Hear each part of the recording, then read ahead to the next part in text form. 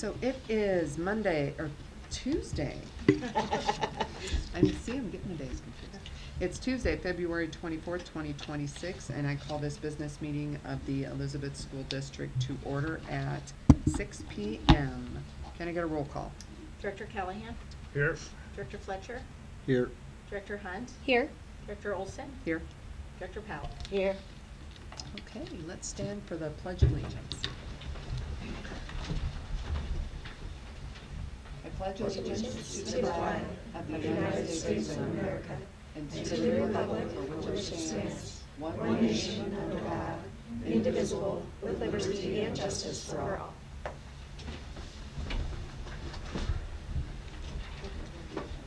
Okay, I move that the board approve the business session agenda as presented. Second. Any discussion? Okay, can I get a roll call? Director Callahan? Aye. Director Fletcher? Aye. Director Hunt? Aye. Director Olson? Aye. Director Powell? Aye. Okay, I move that the Board of Education approve the working session minutes from February 10th, 2026, and the special meeting minutes from February 19th, 2026 as presented. Second. Any discussion on those? Okay, can I get a roll call? Director Callahan? Aye. Director Fletcher? Aye. Director Hunt? Aye. Director Olson? Aye. Director Powell? Aye. Okay, next up we have communications. First on our agenda is the high school assistant principal, Corey Robinson. He's going to talk to us about the student pass system called Minga. And Tyler? And Tyler's gonna join us. Oh, Tyler, all right.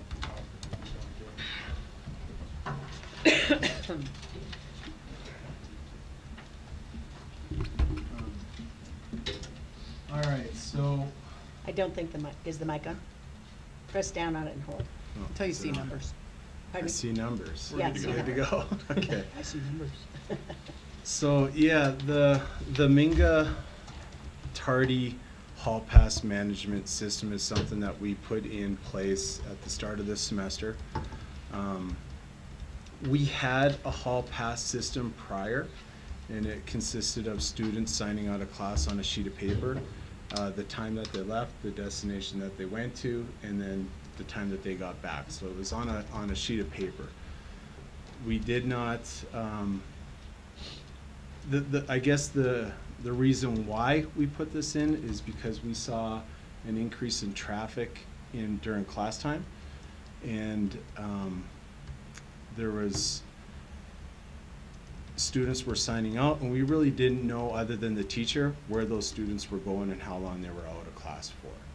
So this system that we've put in place is streamlined, that allows administration and security to see where our students are going and how long they're out of class for and when they come back. And it's taken that off our teachers. So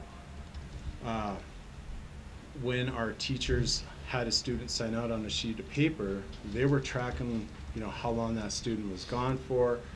Supposedly they went to a bathroom, hopefully, and then when they come back. That's taken that off the teacher's plate. So now we can see down through dashboard in the central office where that student has signed out, where they're supposed to go to, and when they get back in. So that's taken that off the teacher's plate. The other thing that we've done is we can limit the amount of time that student is out for. So, for example, we have 4 class periods. If a student in the past signed out and was gone for, easy math, 10 minutes, there was no way of telling what that student did in the next class period. That teacher didn't know because it was written on a sheet of paper. So if that student has to go to the bathroom, was gone for 10 minutes, that student did that 4 times, that student could have been out of 40 minutes of instructional time throughout the day. Take that times it by 5 and it starts to add up. So we've been able to manage that part of it. We've also been able to limit the amount of students that are going to a particular bathroom throughout the day. So for example, if we've put 3 male students can only go to the green pod bathroom, or 3 female students can only go to the red pod bathroom at a particular time. So when that student comes back in and ends their pass, it opens up for somebody else in that red pod, for example, to go and use that bathroom. So we've limited the amount of traffic that was in the bathrooms through this process. As far as the tardy management system goes, so they're two separate things. There's the hall pass system and the tardy management. This has provided us, it's going to provide us data that we can install with policies. So right now, students come into the building. If they're late in the morning, they sign in through Minga with their student IDs, and they go to class. Before, they would come in, and with our attendance lady would mark them tardy, and we'd hope they went to class. And sometimes students didn't. They would go to the bathroom, and they might be gone for a long period of time. Now we can see that student has checked in, and they've got 5 minutes to get to their class. If they don't check in, where are they? We have that information that live feeds us. In between class periods, we can determine which students are chronically late, and we're starting to gather this data. So it raises questions, well, why are you late? It allows us to potentially talk to families for those students who are chronically late and what's going on. It allows us to start thinking about what kind of policies we can put in place. Off the top of my head, I believe in consequences, but I also believe in enforcing positive reinforcement too. So what can we do for those kids that are on class on time? What incentives can we do to reward those students who are coming to class every day on time? And then we can also address students who are chronically late, and why are they? We can have those discussions with families. So that's the target side of it. I'm a little nervous, so I probably didn't do it much justice, but it's a good system. Our teachers know that if it's an emergency, to use their professional judgment and let students go to the bathroom. We're not saying no, but we needed some way to get a better handle on it. And Tyler's offered to talk from a security standpoint what this system offers on that end of it as well. And there's some pretty positive things with that as well. So if you want to. Yeah. So first and foremost, I appreciate Corey bringing this to the table. I know we as in the high school vetted several different companies. Initially, they were looking at Raptor Technologies. Raptor Technologies we utilized for visitor management system in the past in the district. We've utilized their emergency management. So that was a product that they had looked at before committing to Minga. One of the biggest benefits that we've been able to see is preventing and kind of reducing the amount of loitering we're seeing in the halls or in restrooms, things like that. So we're getting indications or notifications saying, hey, we have X amount of people in a restroom, and they've been there for 15 minutes. And there's, let's say, 3, 4, 5 large groups. Why are these individuals in these rooms or in these restrooms? And sometimes those reports help us because we're also getting additional reporting from our vape sensors, things like that, where I say vape sensors, but there's a lot of technology that's built into these sensors nowadays, such as keyword recognition. So if someone says gun, if someone says vape or meth, or anything that could be of concern, we're getting information from that. And when we start to compare, or at least take that information and see that there's large groups, there's probably not good things going on in that bathroom, and we can start to intervene. The other big positive that we've been able to take away from this is during a crisis or major emergency event, such as a fire, a lockdown, things like that, we're able to identify where these kids are. So take a fire, for example, we may have the entire school evacuate the entire, the building, but we're missing certain kids. We need to be able to identify where these kids are. Maybe they're in a restroom, they're trapped, things like that. So that's key. That's really good intel to be able to pass on to the fire department to say, hey, are you going to go fight a fire, or are you going to go save a life?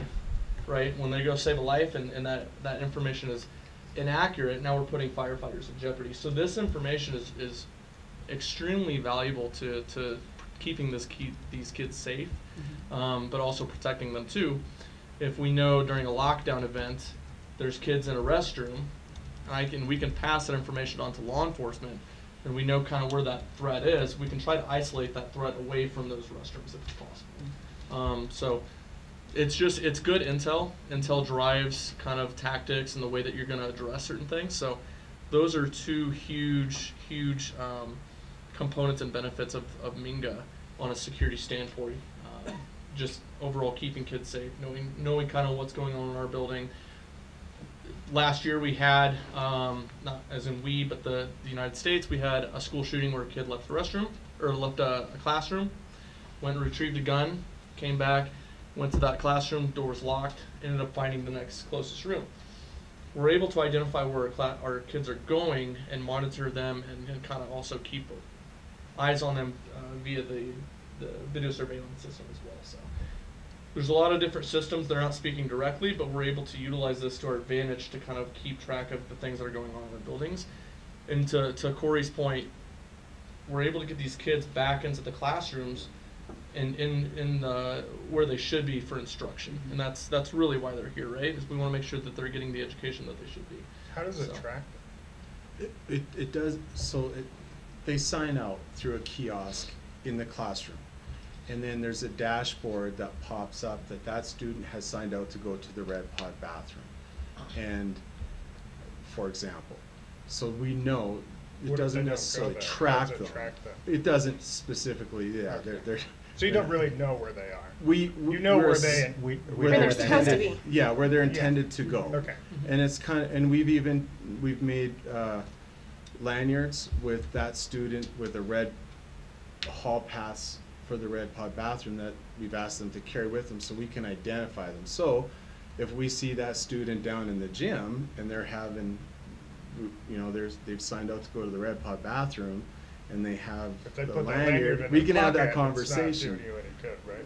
We want it visible, our students are to But have they don't it. have to, right? I mean, they could put it in their pocket and you They would know could. where they were really True, going. yeah, they could. So, But really, then- that's, but that's not very effective. But then you have a student though who's out without a pass. A student We have who's a gonna student be- who's There's gonna be- typically and- administrators or security I- personnel walking the halls, and if they're identifying somebody that does not have a visible pass, it's We being can addressed. ask, yeah, we can ask that student where are they supposed to be.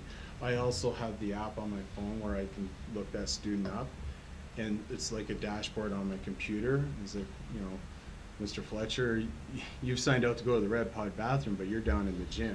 What's going on? Sure. And have that conversation. Who else has that? Busted. Any admin that I choose can have that ad. So Mr. McClendon. Who has it Security. currently? Security has it, Okay. yeah. I was wondering how you access the intel, right? But you have it on your phone. Yeah, so it's basically, it's got an interface that you can pull up like an app, and anytime someone signs out or back in, it's automatically updated. So you can have it say on a computer screen, a TV monitor, however you want to display it, and it'll automatically track what each individual's doing if they sign in or sign out. So How much was automatically this updates. software? It was $3,500. We And got a bit of a discount because we got it halfway through the school year. I read on their website that you can restrict the number of passes per day per student. Yeah.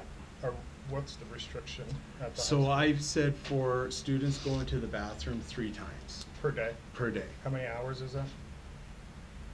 How many hours is a school day? 7 hours. 7 and- hours. No, question, is that you can leave classroom 3 times a day, but you're not prevented from going during Lunch or your. something. During lunch Passing. and passing period, yeah, no, Yeah, you those can, aren't tracked. that's the intent. Okay. You use the bathroom during passing sign time out. or something. Kids don't want to use the bathroom during passing periods because that's when they say most of the vaping's occurring. Yeah, So they wait to use it during class. Yeah. So 3 times during During- class, I think, is low. During class periods.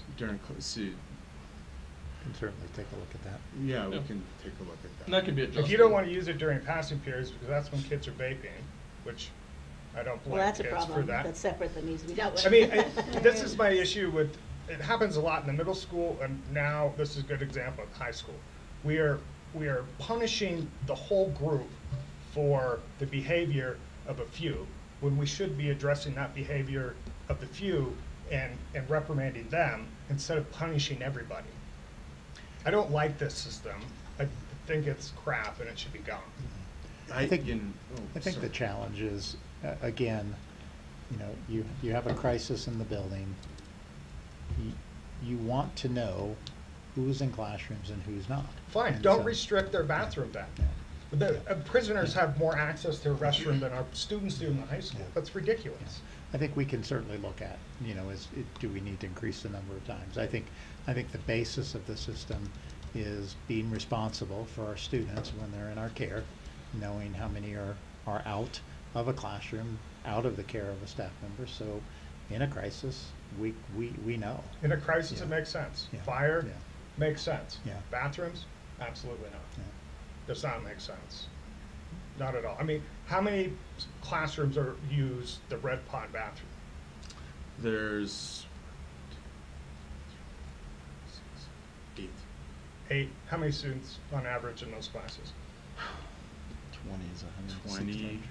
rough math, 20. Yeah. 20. It's Yeah. 160 kids. So 160 kids and you're limiting 3 at a time? Boys and then 3 Three girls. Okay, so girls. 6 total Yeah. out of 180? Who thought about this? Anybody think this through? Yeah. I mean, that doesn't It- make any sense. Yeah. Mike, it's a common system used. I mean, we're using the Yeah. very common settings across the state of Colorado. There's a lot This of isn't a schools that new use it. system. This isn't That something. doesn't make sense to me. Yeah. That Yeah. makes zero Yeah. sense, Well, based and on the I math. think we can certainly look at that. Like I said, we set the settings. I think we went on what's being used across Colorado, and we started with that. And I think the intention is, let's gather the data. If we have problems like we're seeing, then let's modify those settings. I don't think the intent is, this is the way it is, this is the way it has to be. We have control over it. But I do think the intent is, let's be accountable for our students when they're in our care. And if they're not with a teacher, we should know where they were intending to go. Most kids are going where they intend to go, and it gives us the ability of at least knowing in a crisis, okay, we've got 5 kids who are out of class in the restroom in that pod, and we have a crisis heading towards that pod. So it gives us the ability of at least taking the proper stance. That makes sense, Yeah. 100% to Yeah. me. Yeah. But to restrict Yeah. a naturally body Yeah. function like use, that Mhm. does not make Yeah. any sense to me. So I think we can certainly look at how do we adjust that. Again, I think going from where we've been, which is anyone goes whenever they want, to getting groups of kids in the bathroom during the day, missing instruction. We're talking about lagging instruction, and we want to improve that. We need to try to get kids to recognize that instruction is important. But yes, we don't want to also restrict But are kids all from- the kids doing that? No. Okay. I mean, So, But it's yeah. the other kids have to suffer for what some kids are doing. I don't think the intention is to suffer. I think the Yeah. intention It's is, something. And I let's, think it's an important thing for us to know where our kids are for Mhm. purposes of instruction, for Mhm. purposes of safety, all of those things. I mean, there's gonna be no perfect system out there. Mhm. No. And, there's some tweaks that, we can probably Mhm. make. Yeah. I know you're gonna be getting data and pulling it and kind Mhm. of Yeah. seeing what the Mhm. trends are. And so then adjustments will be made. But Yeah. in the meantime, it's an important system in this day and age, we just have to have controls over where the kids go, how much Mhm. they're out of class. Yeah. And just take it from there. So I think it's an Yeah. important system to I have. think we and can there's no definitely go perfect back. one. I I'm mean, sure there's no what perfect would be one. interesting would be to see how many times do we hit that max? How many times do we have 6 and our kids waiting? I think that might be something we'll want to look at, say, Sure. okay, maybe 6 isn't enough, maybe we need to increase that. But then I think you have that data, so Yeah. we can look to see, are we ever hitting that max? Do we ever have more than 6 trying to go at one time? And maybe that's how we use to adjust those numbers. Mhm. So, yeah. Can I ask, have you all received any complaints from parents or students about the system, and can you tell us a little bit about them, please? Yeah, I've had some parents call and inquire about it, and then after I explain it, they understand it. I have had one complaint from a parent with their child not going to the bathroom when they needed. And we had a good conversation I thought I had a good conversation with that parent and left it as is. The student didn't ask to go to the bathroom. anybody. Mhm. So, I was prepared to go and talk to that teacher to see if that teacher denied that student. I mean, we're not here to deny anybody the use of the bathroom, right? But we wanted to try to get a control on it. So, that Is was there, the- and I guess what I want to ask too, related to emergency situations for students who've got to go. Yep. And Yeah. is it obvious, like, when 3 students are already out of the room, and so a kid knows, like, it's kind of futile to ask because No. the teacher's gonna say no, The- and the that's system embarrassing? denies them. But our teachers still. But I'm assuming a empowered student to can't make just get that up and decision. walk over to the kiosk without, or do they have to ask to do Yes, that? we still want our, I mean, when I was teaching, I still wanted students to ask We permission need to classroom leave. management Like, practices in there. it wasn't just, walk out and So my question go, is just, so if it's up to 3, okay, so how many students can leave that classroom during that period? That particular classroom. Like, at a that's- time? At a time, that's up to the teacher. When I was teaching, it was 1 student at a time, and they would have to wait till that student got back. Up to 15 minutes they can be gone before it's a problem? So I talked to a lot of Seems like a lot of schools, and the bathrooms aren't far from each classroom. It's easy to get there, and we've capped it at 5 minutes. Now that doesn't mean that if they go over 5 minutes that we're Sending the searching SWAT down. team.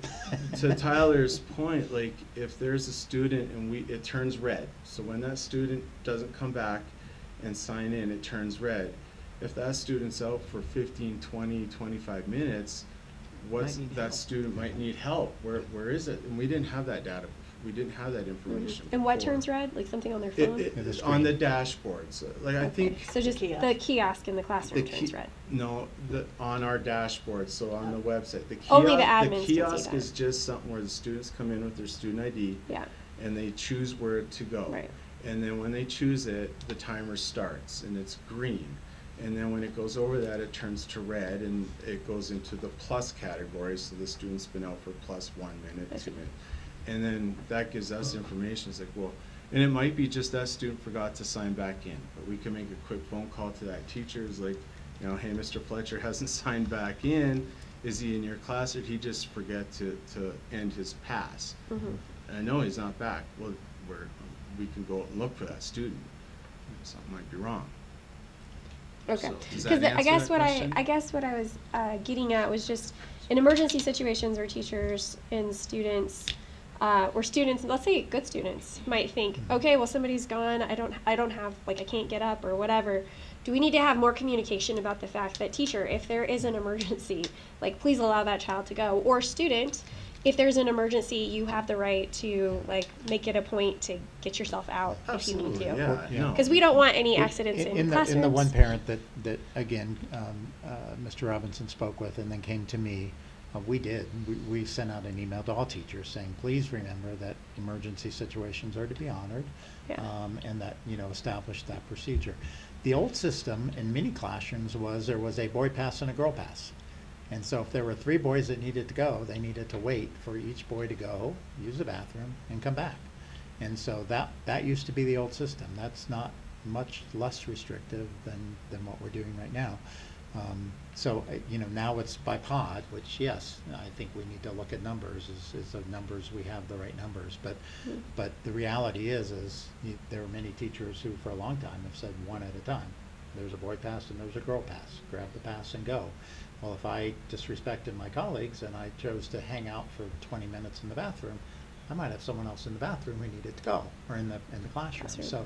So again, this is an electronic system that's allowing us to have a little better data collection on what's working, what's not. Like I said, if we look, we can certainly do some studies tomorrow and say if we look and see we're hitting 6 regularly, then I think we have a problem. We need to probably say, okay, let's increase that to 8, let's increase that to 10. Whatever it may be, let's find the right number that allows people to feel like they can go. But teachers were told by Mr. Robinson that very first day that, guys, emergencies are an exception. When someone comes and says, I really need to go, there's not a question. We're not saying prove it. We're saying, sure. Or you wait gotta 5 go. more minutes You gotta go. until somebody Yeah. else You gets gotta go. back. We've got students with Crohn's disease, right? And if they eat something that's, non-gluten, then they need to go. And we want them to go. Yeah. We don't want to embarrass anybody. That's not the intent of this. I think the primary intent behind this entire system is getting kids to return to instruction rather than wander the halls. Yep. We saw a large quantity of students that were just wandering the halls, right? And so security would get called over the radio from a teacher saying, hey, student A hasn't returned to my class, unsure where they went. It's been 20, 30 minutes. So the system allows us, Hammer that person? so we would follow up and try and locate that student. Oftentimes they're wandering around, they said they were going to the restroom, they're hanging out in the library where they're not supposed to be. So really it's all about accountability and getting these kids to return to instruction. I understand that it's customizable. You can limit the number of individuals who use the restroom and into various locations within the building.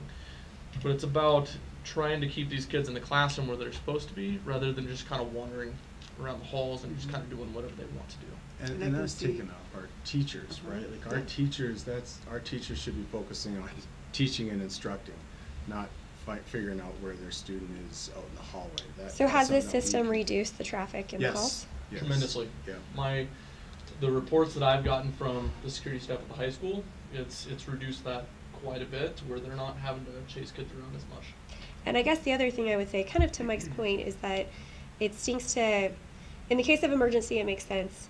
In the case of just tracking people, I hope that there are actual consequences for kids who are continuing to loiter when the system is demonstrating that, Yeah. so that those kids stop it and we're allowed, it doesn't feel like everyone is being punished for the few who don't want to listen. And that's where the system's customizable, is when students continue to abuse the system or the hall pass, the admin can then say, hey, all right, you're not allowed to go, at certain times, or you're limited on how often you can go, or hey, Yeah. maybe we need to have security or someone go up there and escort you to the bathroom because you're not responsible enough to go to where you say you need to go, and then get you back to class. So Okay. it's a checks and balances kind of system to make sure the kids are going back to the classroom where they're supposed to be to receiving an education. So what are the consequences for a student that abuses this? So it could lead to that point where a student's on a no hall pass list where they can't sign out, but if they need to go, then one of the admin or security could come and escort that student to go to the bathroom. So, Do y'all not do detention? What That was were the just- consequences of, like, we, in your example, Tyler, of the student that was in the library and should have been in the bathroom? What consequence would a student like that face previous to the system? so I can speak on that behalf because I put students on the no hall pass before. There's always been a no And- hall pass list. Yes. In finding those students that have abused that system, I would have to go back and gather that students, go to those teachers that student had, and go back 2 weeks and go through the log sheets and find out when that student signed out, what time.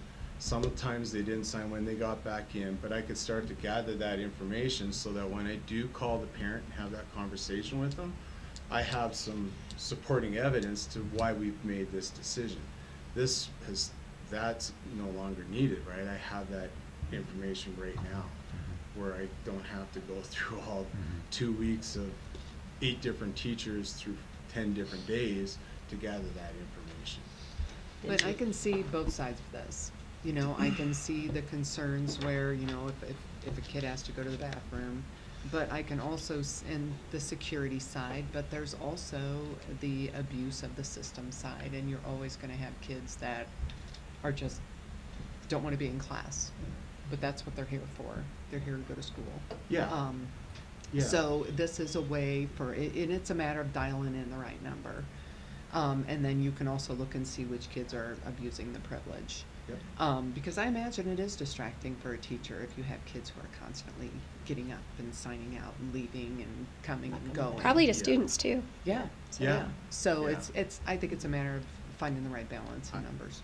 And I'm open to anybody coming in. If you want to come in and see it, by all means, And I it's not just think just we for- need to change the numbers, because we went from 16 per 160 kids to 6, right? I don't know. You were what able to do 16 boy, girl per 8 classrooms, so that's 16, Oh, I see. down to 6. Yeah. that's a big cut in students. Like I said, Mike, I think we can look at that. I can report back after I we think have a that's an chance easy to look fix. at those to say, are we hitting the 6? If we're hitting the 6 regularly, then And I the think data that's will show it. justification to say, let's Yeah. raise it. Let's find the right number Yeah, where that's we're not always hitting the max. And there's also encouraging them to use the restroom when you have passing And periods. we- And I know that you're They don't dealing want with to the vaping, because- well, I there's, think we need to have there's a more lot of things security in life we presence in the don't want, restroom. We've but put we have to teachers do. at the bathrooms So- during passing periods, assigned teachers, to help with that, right? Like, Okay. we've got teachers during passing time at each bathroom that are assigned to help monitor that as well. Got it. So we're working, we understand that kids didn't want to use the bathroom during passing time because there's stuff going on in there, and we've attempted to address that. Is it perfect? No, but we have put teachers at the bathroom doors to monitor. We've even had, like, only 6 students in the bathroom at a time, and teachers would be counting how many students are going in there and getting them out so other students could go in there, because what we don't want is 10, 15 students in the bathroom at one time. Because that's never Things- gonna be a good thing, probably. That can lead to, and it has. It's led to fights and Yeah. large gatherings, and we've ran into that. Yeah. A couple of years ago, we had a large fight in one of our Red Pod bathrooms. So this has reduced that because we're able to keep track of how many people are in there and what's going on in the restroom. Yeah. Use the How long- restroom, go about your business. So we've just used this now for a couple of months, is that correct? Since, yeah, it's been Actually, less than a month, 6 right? weeks, January. Okay. So this is a brand new thing. Yep. We're getting the bugs worked out. Yep. And I know that you are gonna be starting to pull data so that you can actually really start seeing the trends, Yep. identifying the students who are abusing it. Yep. And then you are working on what the consequences will be and what the rewards will be for those students who are not, Yeah. are not abusing the system. Yeah. So there'll be incentives, and I know that you're Yeah. getting ready as we speak, so to speak, to kind of look into those. So, Yeah. it's a work in progress. Yeah. I think it's got a good, yes, Yeah. tweaks are needed, but Yeah. I think it's certainly better than the old system and has more control. I think so too. I believe it is. It's a good thing. It really is, but. And we'll find the right combination. Yeah. So- This Yeah. system's not intended to discipline the good kids. We have a lot of great kids in our school district. This is just to keep accountability of those who are abusing the old system, the new system, getting them back to class. And protection. And protection. Yeah. Well, and some of these kids that are, and I don't like to say good kids, bad kids. There's kids that make bad choices. Mhm. But can we use some positive reinforcements that incentivize these kids to start making better choices? Right? Like, Yeah. we start rewarding some kids that are showing, like the tardy thing, and students not showing up on time in the morning or skipping class is a problem in our schools across the United States, right? That's an issue. So can we start identifying those kids who aren't coming to class or are chronically late and tardy, and yes, have some sort of consequence in place for them, and we want to include, I've talked to Ted, students involved in that decision-making with consequence, but on the other side, I want to come up with ideas of how we can recognize the students who are making good choices. And I don't know what that looks like right now, but I think that's equally as important. And those kids who start to see students getting rewarded for good things might change their mind and start making better choices themselves. Yeah. And I saw this system kind of at work a little bit the other day on the tardy part, and so I'm assuming that really reduces the time in line with the attendance. Yeah, clerk. it's expedited that Yeah, time, like, so they come in and they know they're tardy, so they have to check in on the thing. Then they have like 5 minutes to get to class, Yep. and then once they get into the classroom, they have to click on the kiosk in the classroom and say, I'm here. So then you haven't lost somebody in the, okay, I'm here now I'm gonna wander around for a while. yeah. You know that they're in the classroom. So it's a good protective thing in that regard too, and, it incentivizes them to get in there and get going, and not just kind of lollygag. Yeah, and like I said, if you guys wanna come in and I'll show it to you and see how it works, by all means. And then we'll get feedback and dial in the numbers. Yep. Absolutely, Mhm. yeah. Good, cool. All Well, right. thank you. All right. Thank you for Yeah. telling us more about it. We appreciate it. Yeah, Thank no you. worries. All right. Thanks. Thank you, appreciate it.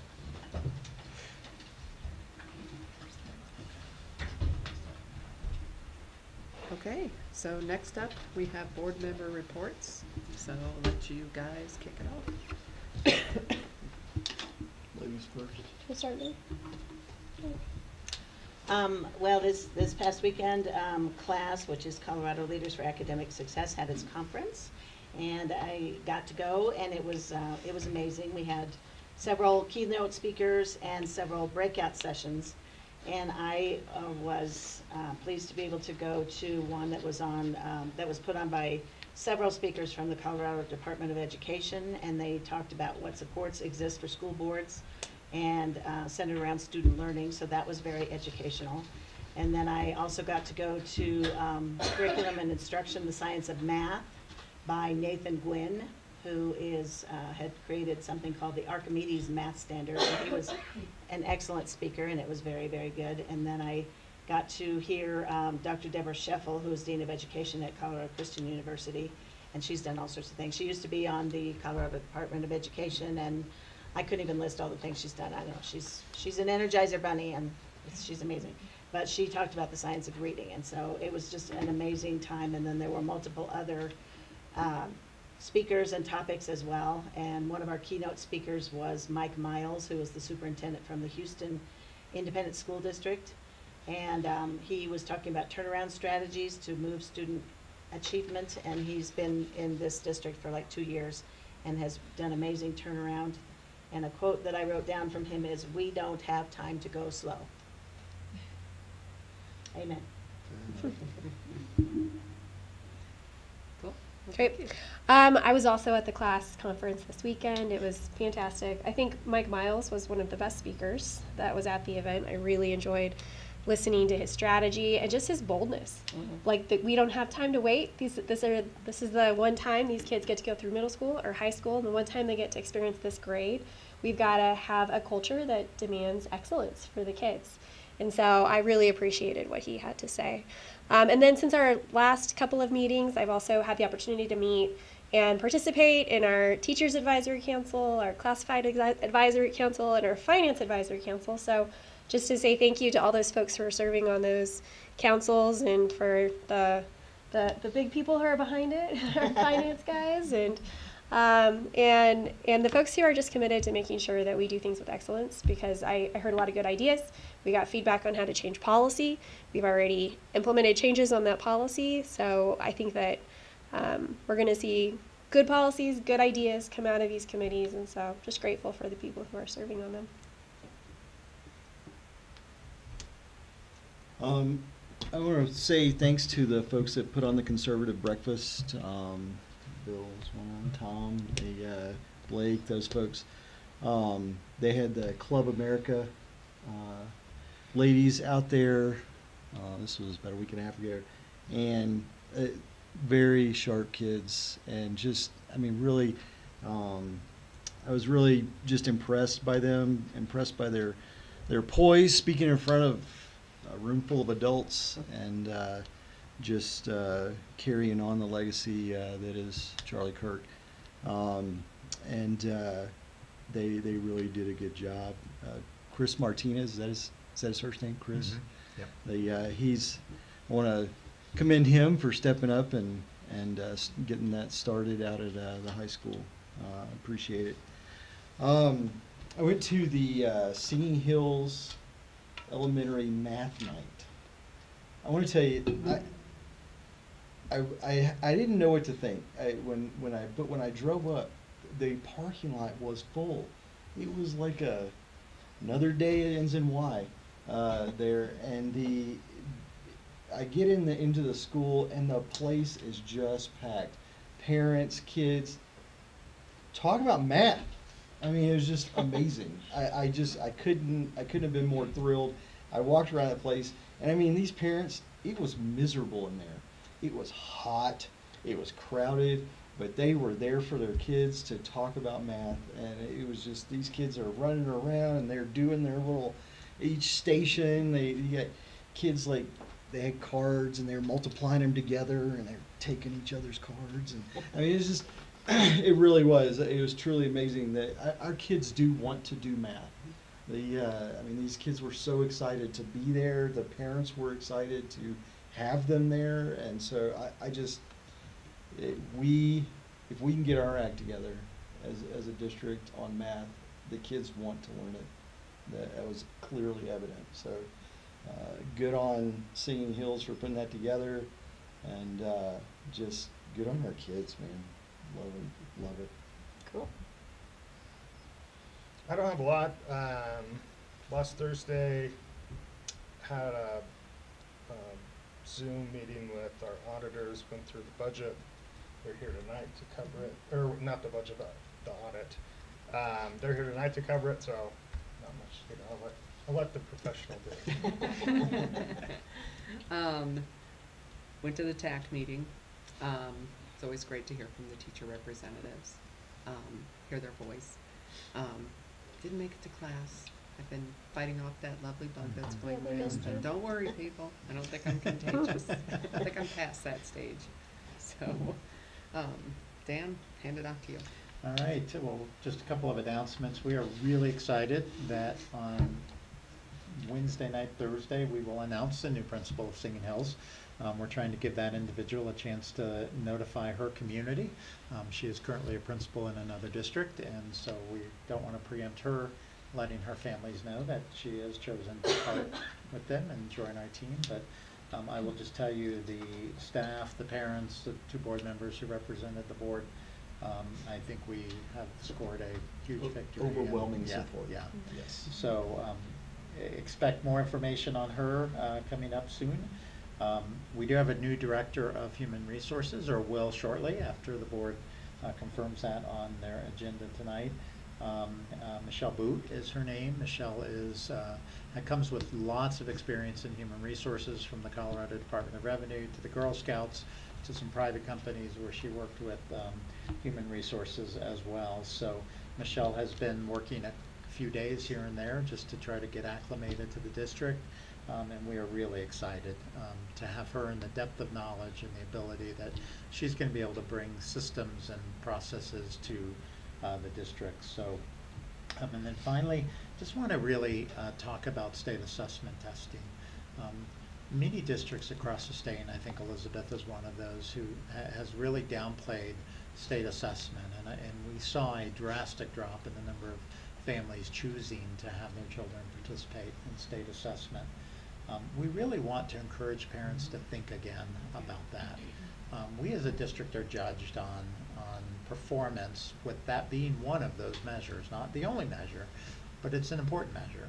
And it gives us the ability of really knowing, what do our kids know, what are they able to do, where do we have gaps, and how can we improve our systems, how we can improve our curriculum. We're going to talk about math here shortly.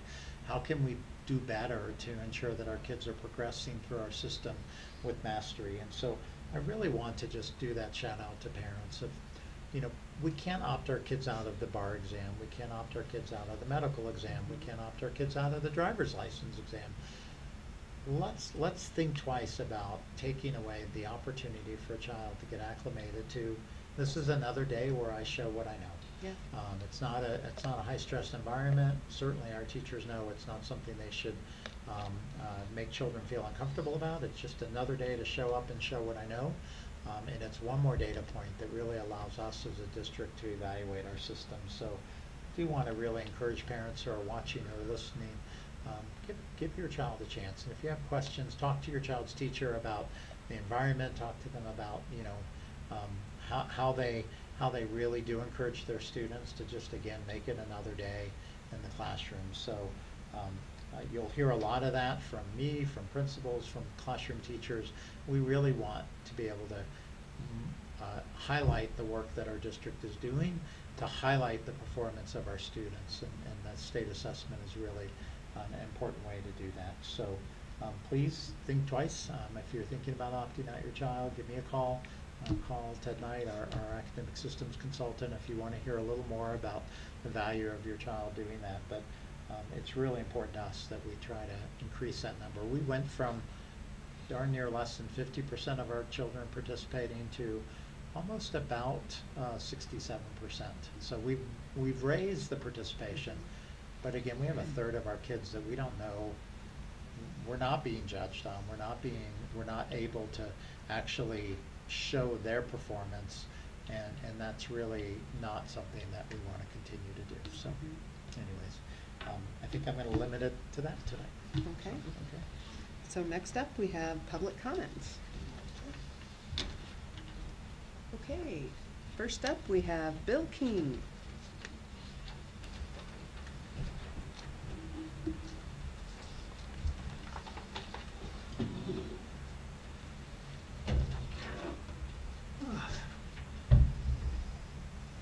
Let the old man get his feet underneath him. Put the cheaters on. Good evening. My name is Bill King. I've been a resident of the Elizabeth area for 21 years, and I live at on Sable Ridge Road. I come to you this evening in solidarity with the school board and the Elizabeth School District leadership team, okay, regarding the district's ongoing legal actions over the right to choose appropriate educational materials for the Elizabeth schools. Our community, this representative board,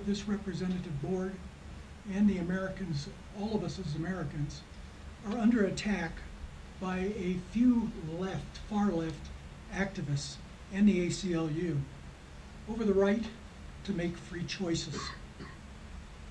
They accuse the Elizabeth School District of unconstitutionally banning books. These allegations are false. We are now embroiled in a costly lawsuit that will eventually be decided at the Supreme Court of the United States to defend not just our community, but the Americans' constitutional right to choose appropriate educational materials for our children in our schools. The mounting legal fees associated with this lawsuit will not end soon. They will most likely continue for 5 years until the case reaches SCOTUS. These increased legal fees represent a theft of our school district's taxpayers' funding to support education, the educational future of this community's children, by social activists who wish to dictate their beliefs over the majority conservative electorate. This country was founded on the belief that we, the people, collectively are the government. Our freedoms are granted by nature's law, not by others. We have secured these for 250 years through the U.S. Constitution, the rule of law, and through the sacrifice of life and blood. The rights of a few immoral individuals do not outweigh the rights of the moral many. Stand your ground. Stay the course. Thank you.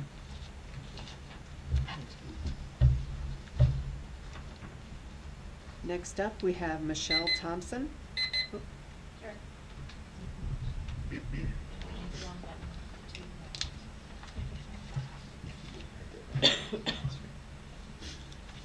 Good evening, and thank you for the opportunity to speak. You have just heard Elizabeth School District Administration outline what it believes to be the benefits of the MINGA system in our schools. I feel compelled to address the significant concerns and potential harms associated with its implementation, including risks to students' physical health, overall well-being, and dignity, as well as the rights of parents to decline participation in this system on behalf of their children. At its core, MINGA has been implemented to monitor, limit, and in some cases deny student access to restroom facilities at school. Restricting bathroom access is not without risk. According to the Journal of Adolescent Health, limiting or denying restroom use can contribute to urinary tract infections, bladder dysfunction, kidney complications, and gastrointestinal issues. Research also indicates that when adolescents anticipate restricted restroom access, they often reduce their fluid intake, increasing the risk of dehydration, cardiovascular strain, kidney problems, and both physical and cognitive fatigue. Tracking teenagers' restroom use also introduces unnecessary embarrassment and anxiety around basic human function. Beyond the physical implications, this issue touches on a fundamental value in our family, our child's bodily autonomy. Through the imposition of MINGA at the high school level, our child's ability to independently meet a basic biological need has effectively been restricted. Additionally, I am concerned about the inconsistency regarding parental rights. This current school board campaigned on a platform emphasizing strong parental rights during the 2025 election cycle. Yet when we have exercised our right to make decisions in the best interest of our child, our requests have been denied. I have spoken with MINGA representation, and they have confirmed with me that parents can opt their children out of MINGA and that opt-outs happen regularly. However, implementation of an opt-out requires administrative action. Despite repeated formal requests to the superintendent, our child has not been removed from MINGA. Each request has either been denied or ignored. The district legal representative, Brad Miller, also informed me via email that our child would not be removed from MINGA and that I had no authority in the matter. I did also request follow-up communication from this board after the last meeting in hopes of finding a constructive resolution. I did not receive a response. My child has never been a disciplinary concern. They do not misuse time out of class. They maintain strong academic performance, participate in extracurricular activities, and represent this district positively. There is no individualized justification for requiring their participation in this system.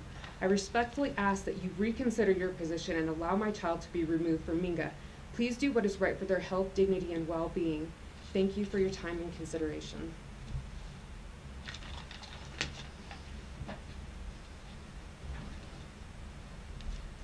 Okay, next up we have Judith Benham.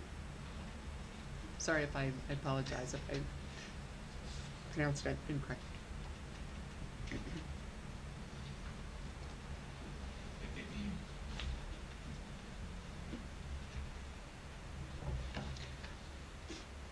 Thank you for having me. My name is Judith Benham.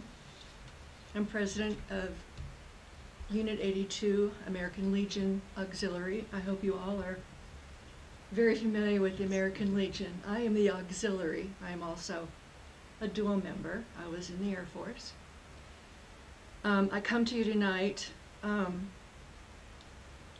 looking for your support with a program that we have, the Colorado Girls State.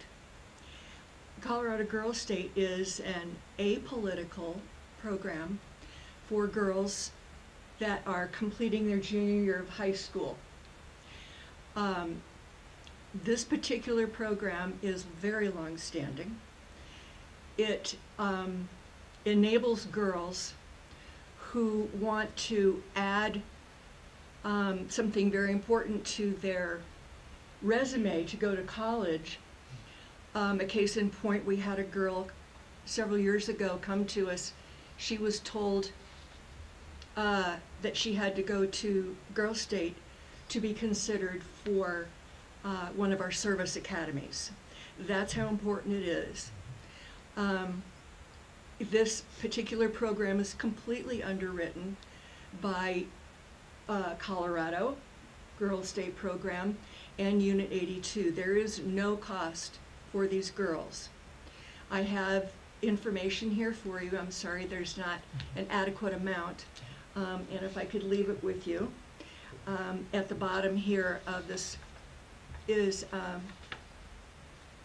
a way that you can just log on and take a look at it. Also, email contact. What girls learn at the Girls State is more than just having a week-long event, which is certainly it's inspiring to see these girls raise the flag, because that's what we do. And it's more than that. It's a well-rounded program. It's a secure program. There are chaperones. it's something that our girls from previous years have been wildly successful in, and also encourage other girls. I would ask that you look at this information and get it to your teachers and the parents of the students that are completing their junior year. Thank you so much. Can I leave this with you? Thank you. Thank you.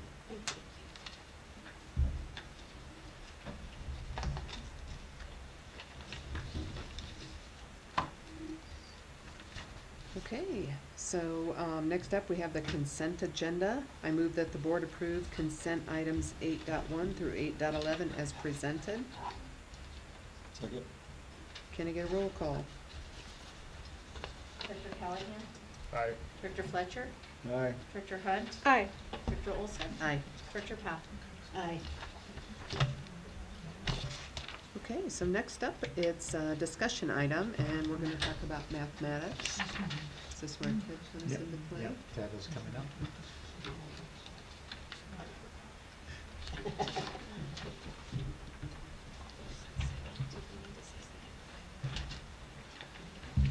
All right, good evening.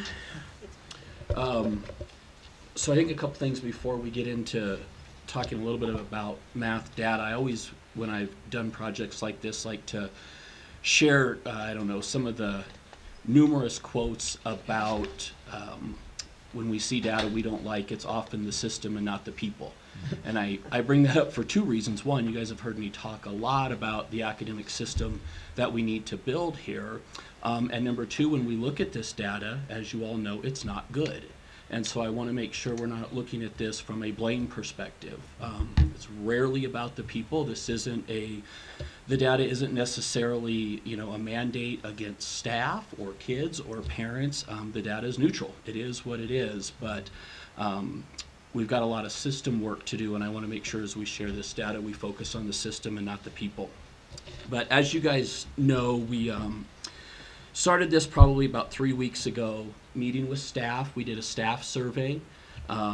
We recently finished a student survey, and today our parent survey went out. And so just to give a little background for those who might be listening at home, when you look at our math scores, especially last year, when you look at 3rd through 11th grade, 3rd through 8th being CMAS, 9, 10, 11 being SAT, we exceed the state in 2 grades. That's it. So, and the state isn't exactly knocking it out of the park. So when you look at our data, we definitely have work to do. I would say we average probably around 30-ish% of our kids meeting or exceeding standard across the district. And when you look at our cohort information, so for instance, kids who might have been 11th graders last year, 10th the year before, 9th, we just continue to lose ground. So we wanted to dig in and see why that is, what we need to do to improve. Again, not to blame, but to create a plan moving forward. So just to real quickly go through a couple things here. I want to start with kind of the end in mind, which is 11th grade SAT, right? Whether or not that is the end-all be-all of tests, it is the last thing that our students do from a standardized math perspective, and it matters a lot. Dan was talking about opting out of tests. If you want to go to college, and that doesn't mean every kid has to or should, but we want to make sure every kid has the opportunity, you either going to take that SAT and pass it, or you are going to take a placement test when you get to the college. It is also a graduation component in this state to pass the math, SAT, or some other function to show proficiency in math. So it is important that we make sure kids are taking that test. But when you look at it, you need a 500 to graduate in this state. They lowered it to 480 after COVID because lowering standards always helps. And so you also need about a 530 to place into college algebra. 530 is also considered by the College Board college ready. So that's kind of what we're aiming for. We right now, when you look at last year, our 11th graders, we're at a 475. When you look at the grade before that, 474, 486, 488. So we're not on an average preparing kids college ready coming out. When you look at that cohort data, so a kid coming in taking 9th grade PSAT, 10th grade and 11th grade, we are making some growth. We're making about 30 points of growth from 9th to 11th grade. The SAT is considered vertically scaled, so those numbers, 500 should equal 500 should equal 500. Our average kid's growing about 30 points over those 2 years. Unfortunately, the average kid grows 20 to 50 a year. So we're probably halving what that should be when you look at growth. So again, starting from that point, that's where we want to be. We'd like to see our average score at least 530. That means our average kid is graduating college ready. Moving our way back, when you look at that early data, even moving on, our 3rd grade scores tend to be in the 30s and 40s. They tend to increase a little bit in elementary, then drop back down in middle, and then pick up a little bit. And then in high school, when you look at this last year's 11th graders, when they were 9th graders, 47% of them were at standard. Then they went down to 37.9, then down to 23.9.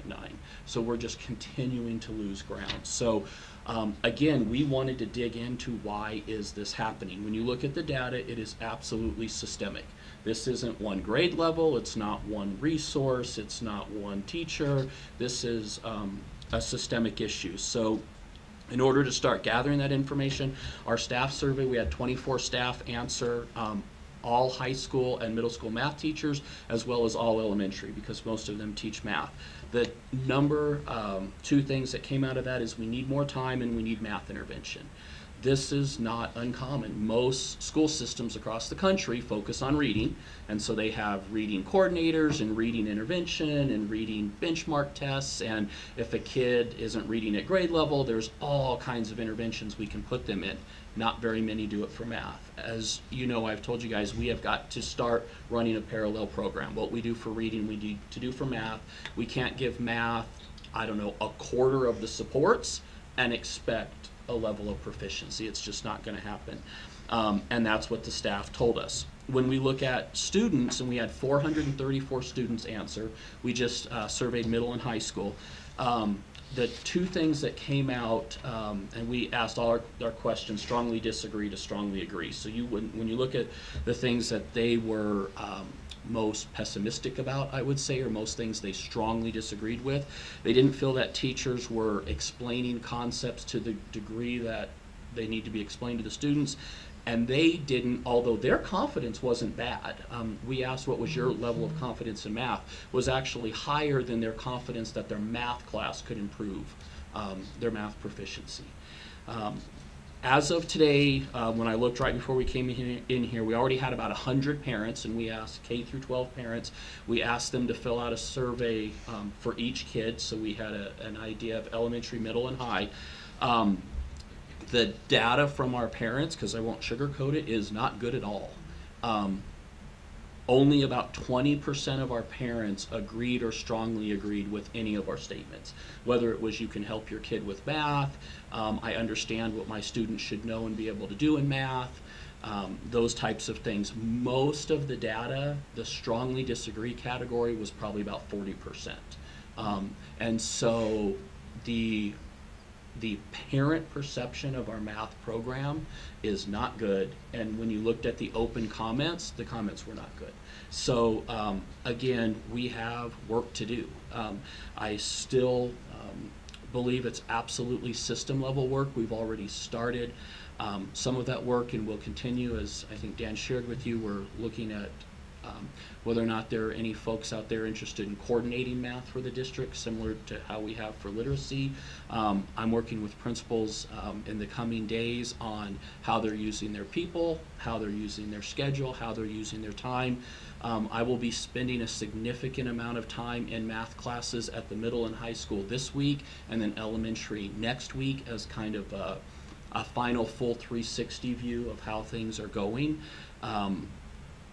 No decisions, or I guess recommendations from myself have been made yet, but I will tell you, based on what we've seen, I think everything's on the table. I really think we have to take a hard look at whether or not our teachers truly know what kids have to know and be able to do at each grade level and every course level. I think we need to take a look at whether or not all of our teachers have enough tools in their bag, meaning do we need to spend more time on professional development? We'll of course take a look at our resources. We will take a look at how we add intervention blocks into our schools. And I think we have to take a long look on whether or not the integrated math concept is working at our high school. And so, like I said, I haven't drawn any conclusions yet other than this is absolutely a K through 12 systemic problem that we are going to have to put resources and energy to and start to kind of build that math proficiency back up. As you can imagine, if a kid, you know, is in 8th grade now and has just been falling behind since 3rd, we're not going to turn it around in a year, but we can start to make growth. But we've got to start solidifying those basic skills. The good news is for most of the lower grade levels, even the state tests that we take is almost entirely computational. So we can overcome that pretty quickly. But when you look at what it takes to change a junior level SAT grade, we have years of ground to make up for some of those kids, but no better time to start than now, right? So I'll open it up for any questions that anyone might have about where we're at in the fact finding. I know that was kind of a high level 35,000 foot view, but like I said, it's not rosy, but we do know what we need to do to fix it. I'm glad that you're not, let's just get a new curriculum and move along smartly, because I think I agree that it's going to take more than just changing out a book. And the teachers need help, the students need help. Yeah. From the math night, I know they want to learn math. So Yes, they do. Absolutely. Can I get access to the survey results? Yeah, I'll put a little slide deck or something together for everyone. Yeah. Okay. Yeah, I'd like to see the comments, especially from the parents. Yeah, parents, we just launched it today, so in one day, we've got 100 parents who have already responded. So needless to say, I think we'll get many. Yeah, So- they'll have through Sunday to finish that up. We gave each group about a week. Okay. So during the week and then the weekend in case people don't have time to do it till this weekend. But That was a high number of student responses too, I think. Yeah. absolutely, yeah, and our administrators and staff helped us out by making sure that got done during advisory or homeroom, and yeah, we had a very good turnout of students. Is that middle school and high school? Correct, yeah, 434, I believe, yeah. So a good number. So when you were talking, you kind of said something about we need to make sure the teachers know what it is the kids need to know in each grade level, what they have to accomplish. So you kind of said start with the end in mind, so I'm assuming that is the end, this is what you need to know, and we work backwards. Correct, To yeah. figure out the spiraling, I guess is the call. Is that right? Yeah, Figuring that word, so. Yeah, in my experience, that backwards design is the best way to go because you've got the target, here's where we're going. So what does that mean? 11th grade is responsible for 10th, 9th, and you work your way back. And you can find some holes there where, 5th grade is like, oh, I didn't know I had to teach that. I've had that happen before, 5th grade teacher go, well, none of these kids know how to multiply when they get to me. You talk to the 4th grade team and they're like, I didn't know we had to teach multiplication. I thought that was 5th grade. So there are oftentimes holes, or some people might believe they have a really good idea of what kids have to be able to do for their grade level, but they don't know what was supposed to be done before and they don't know what has to come after. And we also have to prioritize those. The idea of breadth over depth just doesn't work. We need to look at what those skills are that are foundational, that are most important to where they're progressing, those things that we're tested on. Obviously, if a large group of math experts across the country feel like this standard is the one that kids should be tested most on, they probably think it's pretty important. So we've got a lot of tools to help us fine-tune that, and what we'll end up doing by grade level, and we'll do this in reading and math, is just mapping that entire curriculum out so that everyone knows at each grade level what they're responsible for, and then our assessments have to follow that, right? We have to then assess, if we know by fourth grade at Christmas, kids have to know X, Y, and Z, and we assess that, and 20% of them don't. Right now, we don't have a place to put that 20%. You just give them back to the same teacher and say, teach louder, teach, you know, what do we do? We've got to have a way to increase the time or intensity of instruction for those kids. And we have to get to the point where we are with literacy, where once a kid is behind, if you're really behind, we're actually progress monitoring you weekly, because we don't, right now, I think you got the iReady data like a month or so ago. If you're waiting until middle of the year, that's too late. We need to know as we're going along if kids are starting to fall. The minute they start to fall behind, we have to change something. We can't just wait until halfway through the year and go, oh, these kids didn't quite make it. Maybe we should do something different. We're wasting a lot of time not having a system in place to assess and then intervene.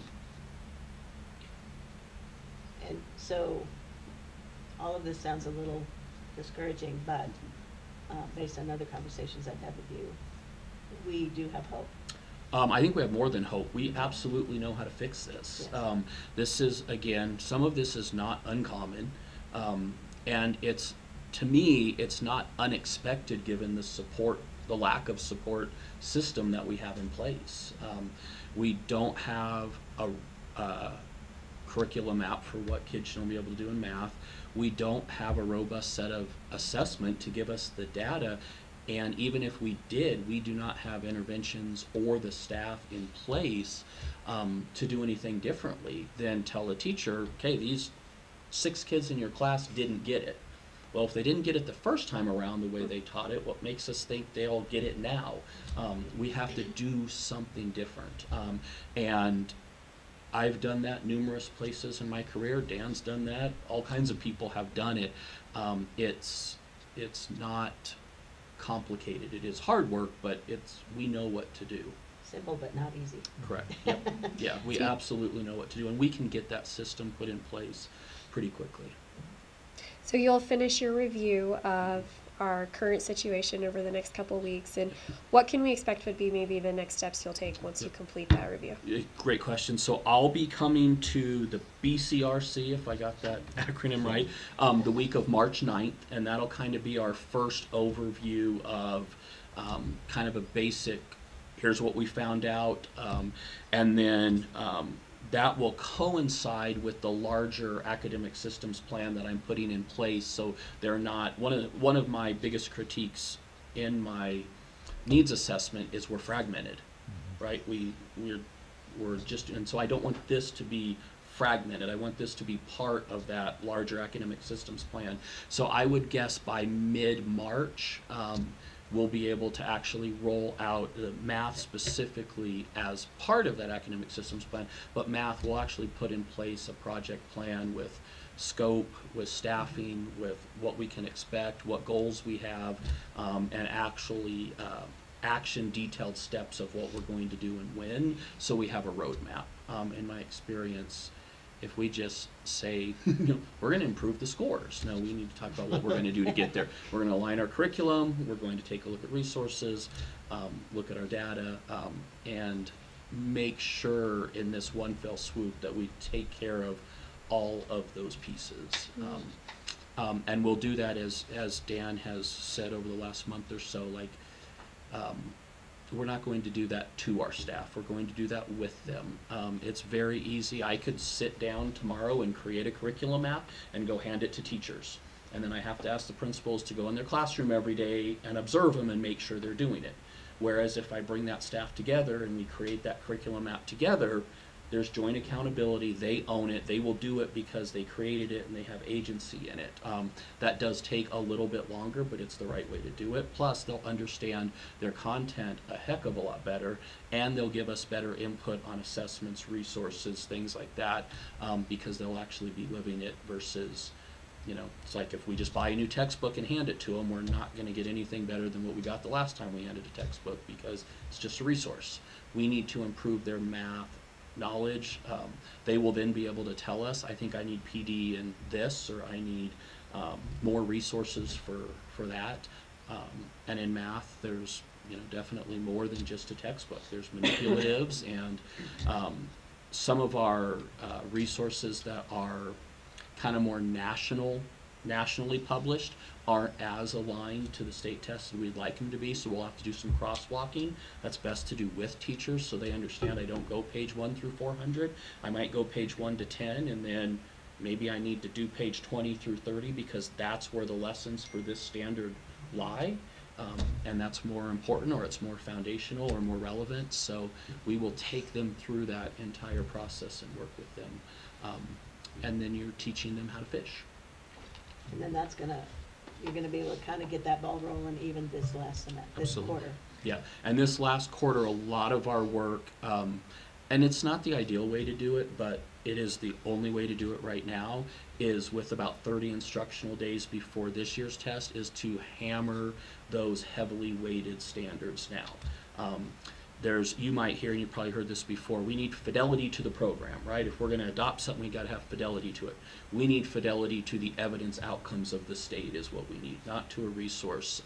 If there's 5 or 6 evidence outcomes, which are a subset of standards, it's how you would demonstrate that standard, and we know those are heavily weighted. We need to ensure that those are solid in our kids before we get to April. That is already happening. I had sat in grade level meetings at Running Creek, 2 weeks ago, and we walked into the 5th grade math class on, I think it was Thursday, and you could already see heavy hitting on decimals and percents.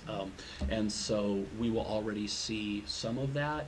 And I don't think in this case we're necessarily robbing Peter to pay Paul, because what we've been teaching isn't getting us the results anyways. And so that idea of, but if I just go away from the program and just teach to these standards, are kids missing stuff? They're missing 70% of it anyways. Yeah, and so that's key right there, because I mean this whole idea, well, I don't want to teach to the test. Teach them what? They're not learning anything anyway, so you might as well teach to the test. At least then they'll get something. Well, and Dan's done the same. We've had that kind of binary argument for years. You're telling me to teach to the test. No, the test measures the standards. So we're really asking you to teach the standards, which again, experts across the world all agree. I mean, I don't care if you look at Colorado Standards, Common Core, Archimedes, there's different verbiage. But basically, kids need to be able to add, track, multiply, divide, ratio, decimals, percents, move into, it's not that complicated. Yeah. They're all the same. Our kids are not becoming proficient in that. And so we have to keep hammering away at those heavily weighted standards, because again, they weren't developed by somebody who doesn't know math. They were developed by teams of people who said we have to ask these questions more, because these are foundational skills that kids have to know to not only be able to move to the next grade level, but be successful in life. And so, I always kind of reject that. I think most binary arguments are lazy, so I just think the whole, you're telling me to teach to the test, or you're telling me, no, it's way more complicated. Yeah. And so, that is the strategy we'll use, and we're doing that in ELA as well. I'll be in both elementary schools tomorrow having further conversations about that, but we will be hammering those heavily weighted standards between now and April to ensure that the kids have that. And then, as I think I've shared with some of you before, after the test, we will start teaching first quarter standards of the next grade level, because you cannot get a year's worth of information from August to April when you're tested in April, and then we take May off and just go to the zoo every week. So in order to keep May rigorous and a sense of urgency, and to get us a full year, as those maps are produced, we will start teaching first. So a 3rd grade teacher will start teaching 4th grade standards post-test in 3rd grade, which is good for them too, to also understand what's coming the next year, so they know what they have to prepare kids for in that next grade level. So that's some of the work that's happening now and will continue to happen over the next couple months. I do want, I hear this a lot. Oh, we got to teach them critical thinking. I don't think that when you're teaching a child how to read, does anybody stop and say, oh, I got to teach them critical thinking about reading? No, you guys just got to teach them phonics, and you got to teach them how to read. I don't think people understand that getting to that level in math, you got to get all the way done with calculus. So, and critical thinking starts after that. So this idea that you gotta basically sacrifice teaching them. They need to learn how to do it, and critical thinking will come later. I don't need them to do critical thinking now, because that's master's level work in math. Yeah, So- I think there's a lot of arguments like that in math. Is it concrete or is it abstract? Do I teach them how to, multiply, or do I keep moving them on? And I think the answer to that is always and. Like, you can do both. Like, you can teach a kid something that's very concrete and then move them to abstraction. And you can also have a kid who maybe, I used an example with you the other day, can't multiply, but you have to teach them how to divide fractions. You can still teach them how to divide fractions, but you then have to come back at a later time and reinforce the multiplication facts. You can't just keep moving them along. But again, we get in a lot of those either or conversations, and oftentimes the answer is we can create a system where they can get both. And so I think that is probably where we'll try to go, is making sure in your what we'd call good first instruction in your math class, we are going to move through the standards, and especially early on that includes basic facts. When we get to the point where you're expected to use those basic facts to do other math, we have to keep moving kids through to the other math, but then we come in intervention and start to kind of solidify some of those basic facts, just like we do with reading. You have learn to read skills, and then once you learn to read, you start reading to learn. If you move on to reading to learn skills like comprehension, as kids still can't decode, you come back and put that kid in intervention and teach him to decode, but you don't pull him out of reading class to teach him to read. Your good first instruction reading would keep moving that kid through comprehension, and then you increase the time of instruction by doing something else with them. We have to bring that same philosophy to math, because right now we're asking teachers to pick. I know these 6 kids can't multiply, but I know I have to get through dividing fractions. What should I do? Give them the accommodation they need to get through dividing fractions, and then later on in the day we're going to pull those kids and we're going to make sure they can multiply. We've got to be able to do both well, and we can. Whatever you need. I'm sorry? Whatever you need, Yep. I'm willing to help.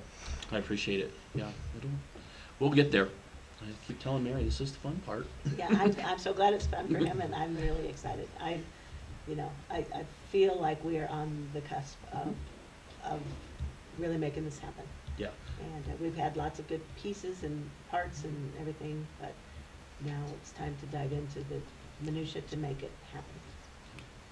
I just want to say, I appreciate the board's time and effort into really kind of peeling the onion and trying to support the district and finding a way to make sure we improve that. We've done a lot of work in reading. I feel very confident about where we're heading with reading.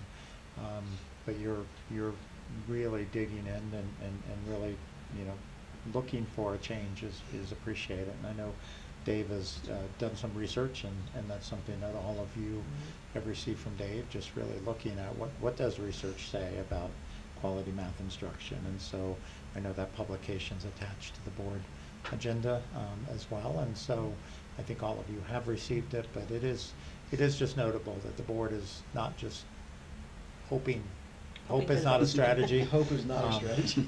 And that you've also rolled up your sleeves. And so those of you on the curriculum review committee, obviously, you'll be a part of making some important decisions along with our staff, and how do we move this forward. So just thank you.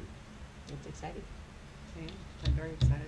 Thank you for all the work you put into Thank you. it. Thanks, Ted.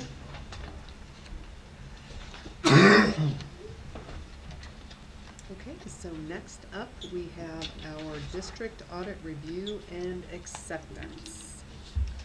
Motion first. So I move that the board approve the results of the district audit as presented. Second. Okay, and discussion. So, Jeff, you want to come on up? Thank you for waiting. Yeah. Thank you. Thank you. So I wanted to start by recognizing Wall Smith Bateman for their partnership this year. As you know, we've had the same auditor for many, many years. And I think anytime you enter into a new partnership, you have that opportunity of really having a fresh look at how we're doing things, what we can do better, and just, as always, we appreciate the partnership and the work that you've done. You've done a lot of great work in kind of looking at how things are done and making some recommendations. And so we really do appreciate it. Thank you. Well, I'm not sure how much time you have, but I would like to take Yeah. a run through these Take financial your time. statements with Definitely. you. Yep. And then visit about some of our audit findings. My name is Kim Temple, and I'm from Wall Smith Bateman, and we're out of Alamosa. We've been doing state and local government, especially school district audits for over 50 years. So we are on the other side of the state, but we have done this for a long time. And we work with a lot of districts, smaller and larger. So that's us. There's quite a few of us that we just audit year round. And so we're very well versed in these school district audits. So we come to you with some, I hope, good recommendations, things that we've seen on our end that maybe could help you out a little bit. We really appreciate the work that the district accounting staff does. We come in and double their workload, especially for a first year audit. It's quite a challenge. Tracy and Justin were great to work with, as well as their staff. But we'll go through this, and hopefully if you have any questions, you'll feel free to ask. So the first page of this report here is the independent auditor's report. So this is really the only part of this financial statement package that comes from us. In this first paragraph here, we're reminding you that we have audited the financial statements for the year ended June 30th, 2025. And we are issuing a good, clean, unmodified opinion on these financial statements. We do believe that they're fairly stated in accordance with generally accepted accounting principles. We also point out here in this first section that we did not audit the Legacy Academy, who's presented here as a component unit. So you'll see on these first two financial statements that we go through that there's a separate column for that entity. Because the district is responsible for that entity, it has to be reported in these financial statements, but that was audited by another auditor. So we reviewed the results of that audit, checked their credentials, et cetera, to make sure that we could put those numbers in here with good faith that those are accurate. So the basis for our opinions are the standards of our profession. We do follow the generally accepted auditing standards in the United States, and because of the federal money that comes through the district, we're also required to follow the government auditing standards and the uniform guidance. And those specifically relate to the compliance audit work that is done in addition to the financial audit work. So we'll talk about that towards the end of the presentation. Under the responsibilities of management section, I just want to remind the board that it is management's responsibility that these financial statements can come together in a manner that they're fairly presented and free from material misstatement or error. So it's not the objective of the auditor to come in and adjust the books to give you good financial statements. That's management's responsibility to have that system in place. So then our responsibility is to come in and obtain reasonable assurance that these financial statements are fairly presented. Now, reasonable is not absolute. In order to do that, we would have to audit 100% of the transactions that run through the district. We don't do that. We base our audit on a risk assessment. And I'm pretty sure if we looked at every transaction, they might chase us out of here with a pitchfork or something. But the next page of this really talks about that risk assessment, the different approach that we take here. In everything that we look at, we're exercising our professional judgment and maintaining our professional skepticism. So we ask a lot of questions. We're looking at groups of transactions, individual transactions, and we don't just take management's word for it. We want to see the supporting documentation that accompanies those to make sure that the internal controls are working, that everything's properly approved, and that they're classified appropriately and such things. We don't audit the internal controls of the district, but we are required to take a look at them and understand how they're implemented and if they're working. If we come across errors or issues in internal controls that we think could lead to errors, we're required to let you know. And so this year, I think, as you all know, you've had some changes in the guard over in the finance, and we do have a couple of internal control issues that we're pointing out as we get to the end of this presentation. The rest of this letter talk about the information that's behind the notes to the financial statements. There's required supplementary information, and then there's additional supplementary information. And this is presented like any other district in the state, but there are varying levels of assurance that we're giving you there. So those paragraphs are kind of explain what work is done there. As far as the last paragraph here, this government auditing standards, this again relates to that compliance work that's done. And that's, we'll go through 2 additional letters when we get to the back here. So the Roman numeral section that starts next is the management's discussion and analysis. And this is required supplementary information. We don't audit this information. This is kind of a year in review from your management's perspective in more of a narrative form. So the objective is that this is easier to read than going through these statements and footnotes. It's great information for your constituents to take a look at. And there is year-to-year, year-over-year comparison, which is good because that's not included in the financial statements themselves. So I won't go through that in detail, but I do encourage you to read that. So if you flip past the Roman numeral section, we come to the basic financial statements. And these first 2 statements here are what we call government-wide financial statements. So this is all of your district funds rolled up into one balance sheet and one income statement. It gives you a good snapshot of the district's financial position on the full accrual basis of accounting, which I'm sure you're used to looking at your fund financial statements. You're really looking at current financial resources and how that money's coming in and going out. This is taking a bigger picture approach and looking at your capital assets, net of accumulated depreciation, just like a business, as well as the long-term debt. So on page 4 here, that first column is your governmental activities. That second column is that component unit for the legacy. And we won't go through that, but I'll point that out on this page and the next. So in total, at June 30th, 2025, the district had total assets of $25.6 million.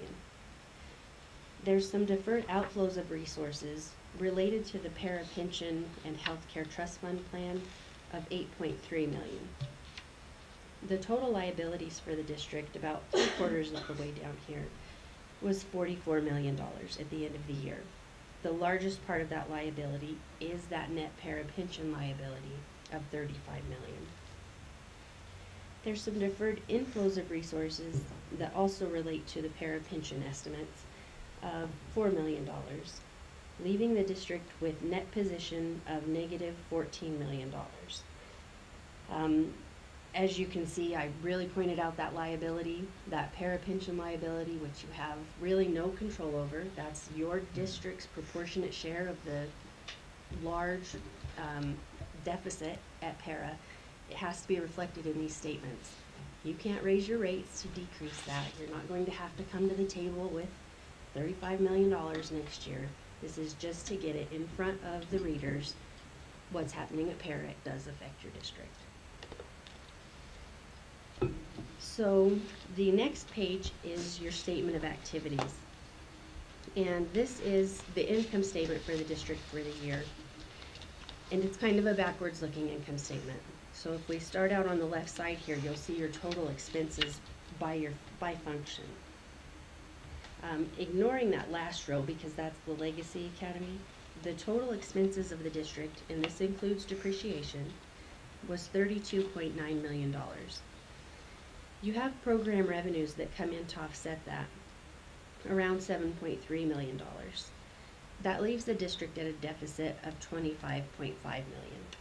The point of this statement is to show that without the state equalization and the property tax, you can't run a school district. And so this is the same for any city or town. They're going to have this exact same presentation. They require those tax dollars as well to come into play there. So the general revenues this year were 23.3 million, and that leaves you with a change in net position of a decrease of $2.1 million. So again, a very big picture view of the financial statements of the district. This isn't how you manage. So it's a great place to look from year to year, compare it to the prior year. It's included in that MD&A that I just mentioned to see how the district is faring. But as we get into the next page, page 6, this is back to the governmental funds. So this year, your major funds were your general fund, the food service fund, and the student activity fund. There are other funds included in this non-major column, and that detail is presented behind the footnotes. And how those funds are classified, your general fund will always be reported here.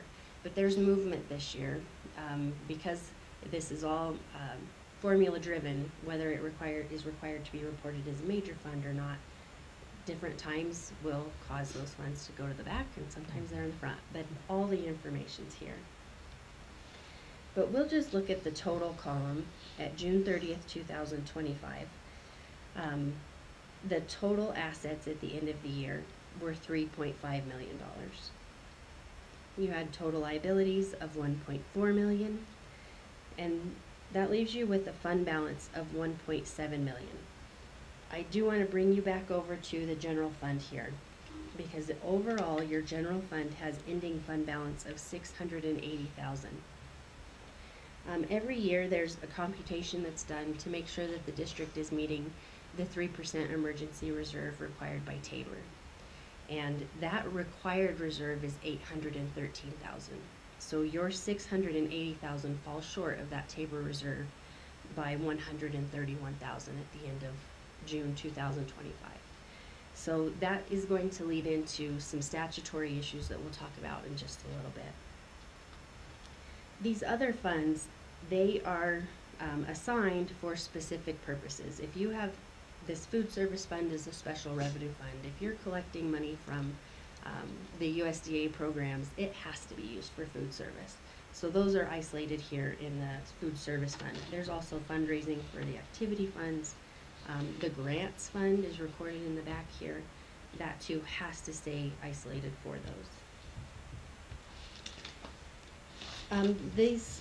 The next page is a reconciliation that kind of explains how we get from that government-wide view of those funds back to these individuals, but we won't go through that in detail. Pages 8 and 9 are the statement of revenues, expenditures, and changes in fund balances for those governmental funds. The total revenues for each of those funds that are combined was $30.6 million for fiscal year 25. Your total expenditures were $38 million, almost $39 million. You do have some other financing sources of $6.4 million, mostly related to the financing that you obtained for the buses, the bus lease, and the energy upgrades of all the buildings. So that increase here, the proceeds from long-term liabilities, is a direct offset to the actual capital outlay that's up in this expenditure category. So overall, the net change in fund balance this year was a decrease of $1.9 million. $900,000 of that was in the general fund. The next page, it is required to be reported the movement between those major and non-major funds, but overall the ending fund balance is reported on the bottom line for each of those funds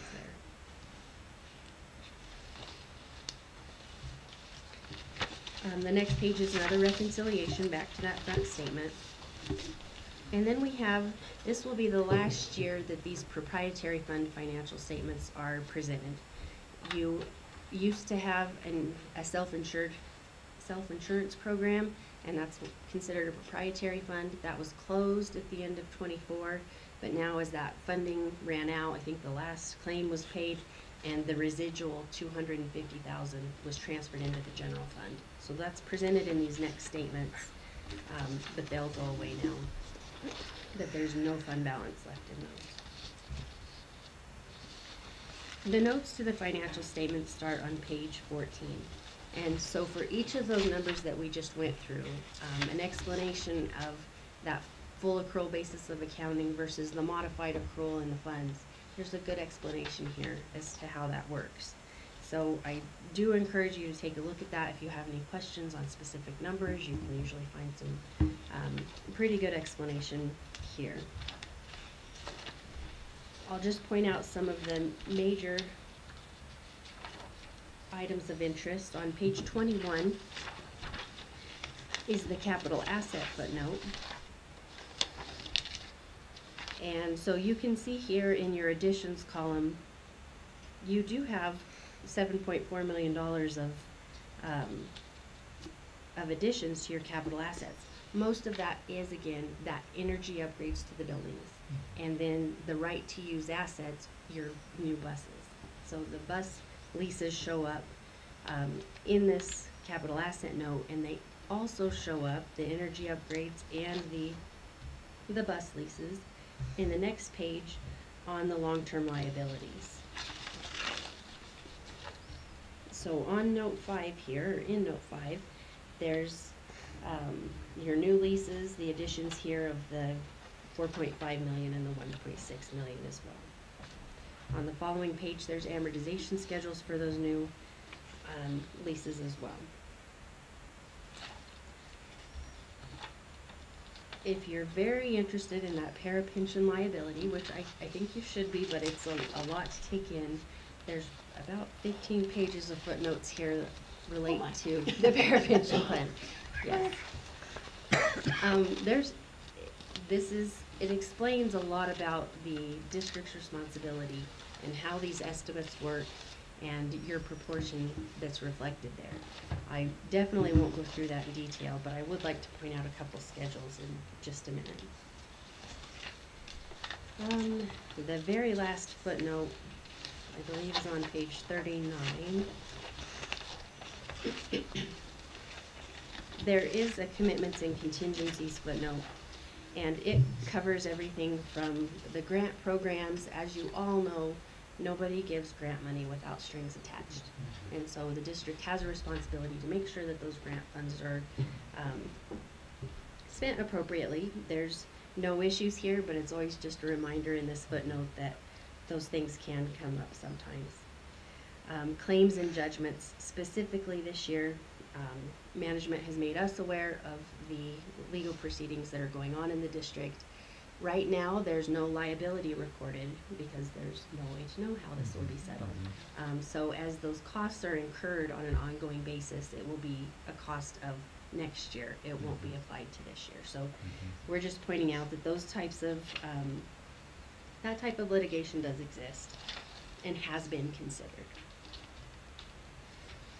Page 40, the next section is required supplementary information. And so there's a budget to actual statement for those major funds here, and then there's some para schedules that we'll take just a quick look at.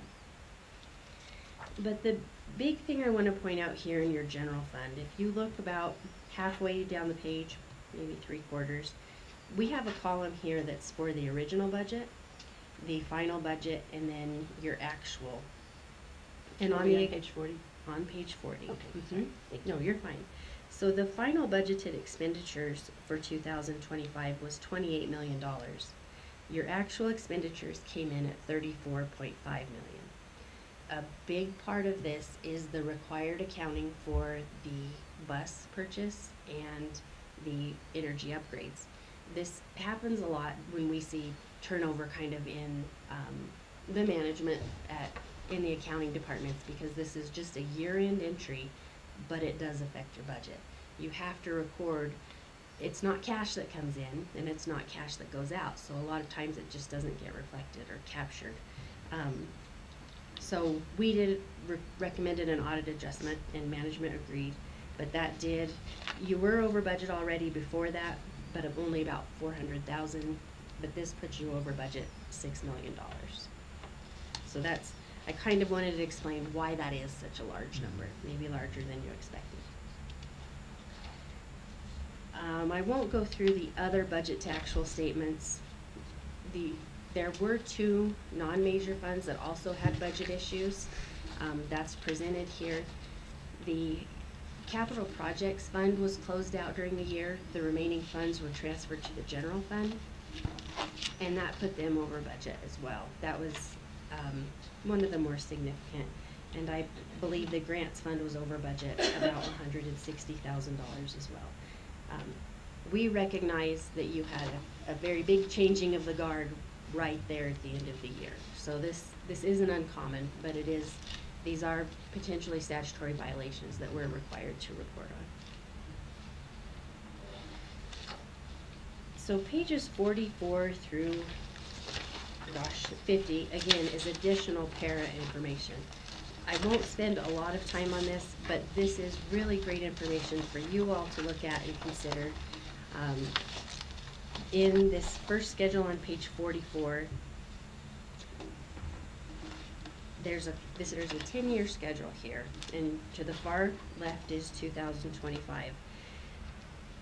As I mentioned on that very first page, the Elizabeth School District's proportionate share of that big liability is almost $36 million, but that only represents 0.2% of the total parapension liability. So this is a really big number. The state is working hard, and they've committed additional resources annually to go ahead and try to make this whole. When they started this, if you'll see, back here in 2019, we start seeing a new number come in. That the state is putting $250 million annually. It's legislatively required since 2019. But every now and then you'll start hearing about them having trouble balancing the budget, and that might be something they want to pull back. There's a lot of pressure that's coming from the school districts, and I think every few years they'll start having some pop-ups in all the local areas. I do encourage you to go to that, because this is something that's important. Before they started doing that, they were underwater, basically, 66%. They were 44% funded in 2018. So their liabilities exceeded their assets quite a bit. That's up to 67% with this extra money funneling in. But that's come at the district's expense, and then now in the last few years, the teachers have started to increase their contribution as well. So that's what's shown on the next page. Is back in 2016, the district was contributing 17%, required to contribute 17% of each salary. That's up to 20% in 2025.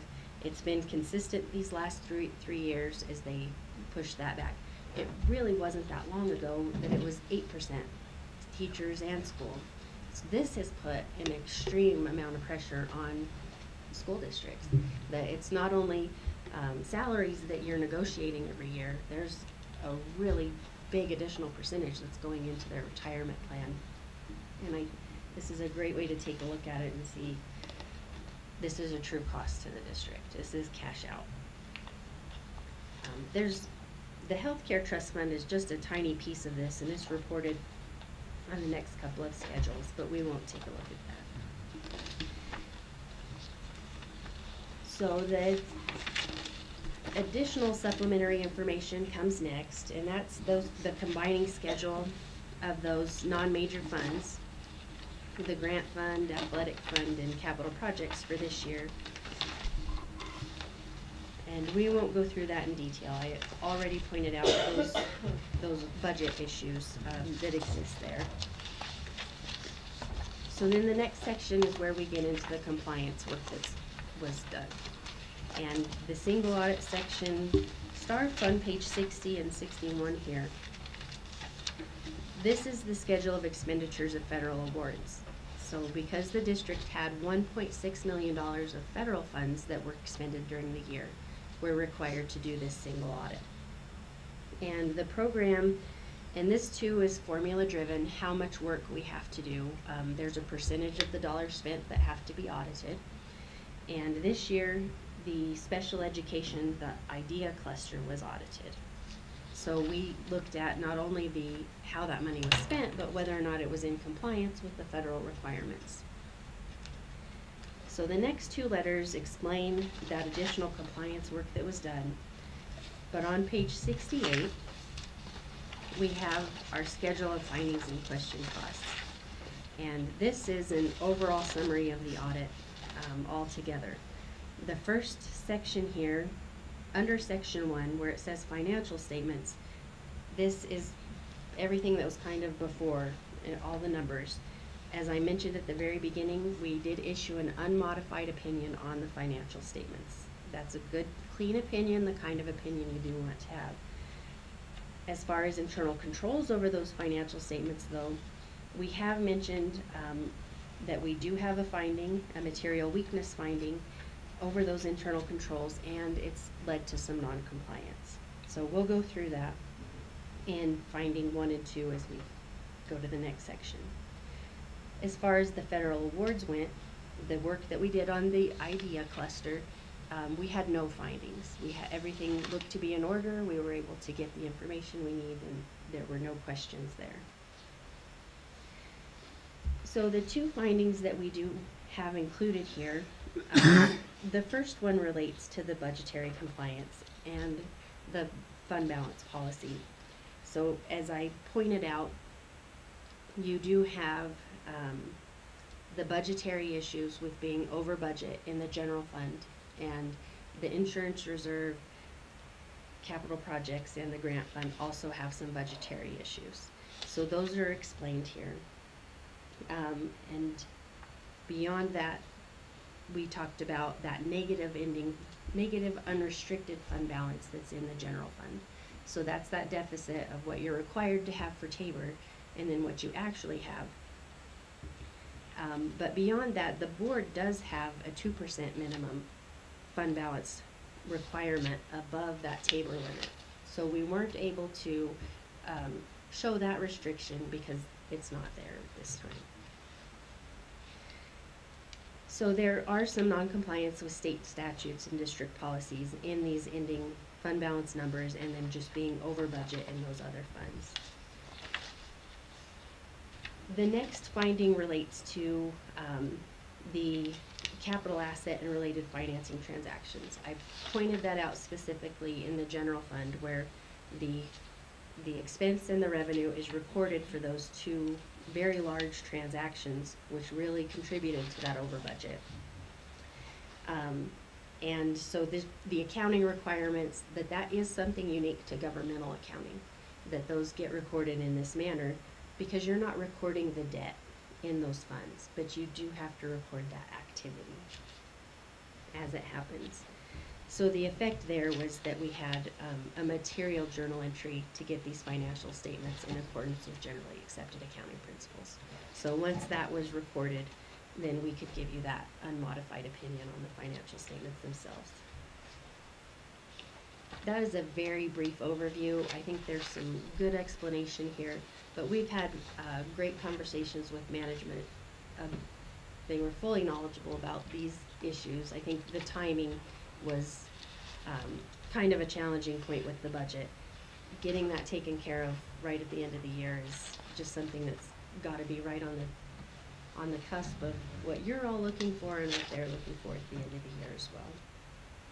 So we do have some recommendations here, and I think they're pretty specific, and management has a corrective action plan to go along with that.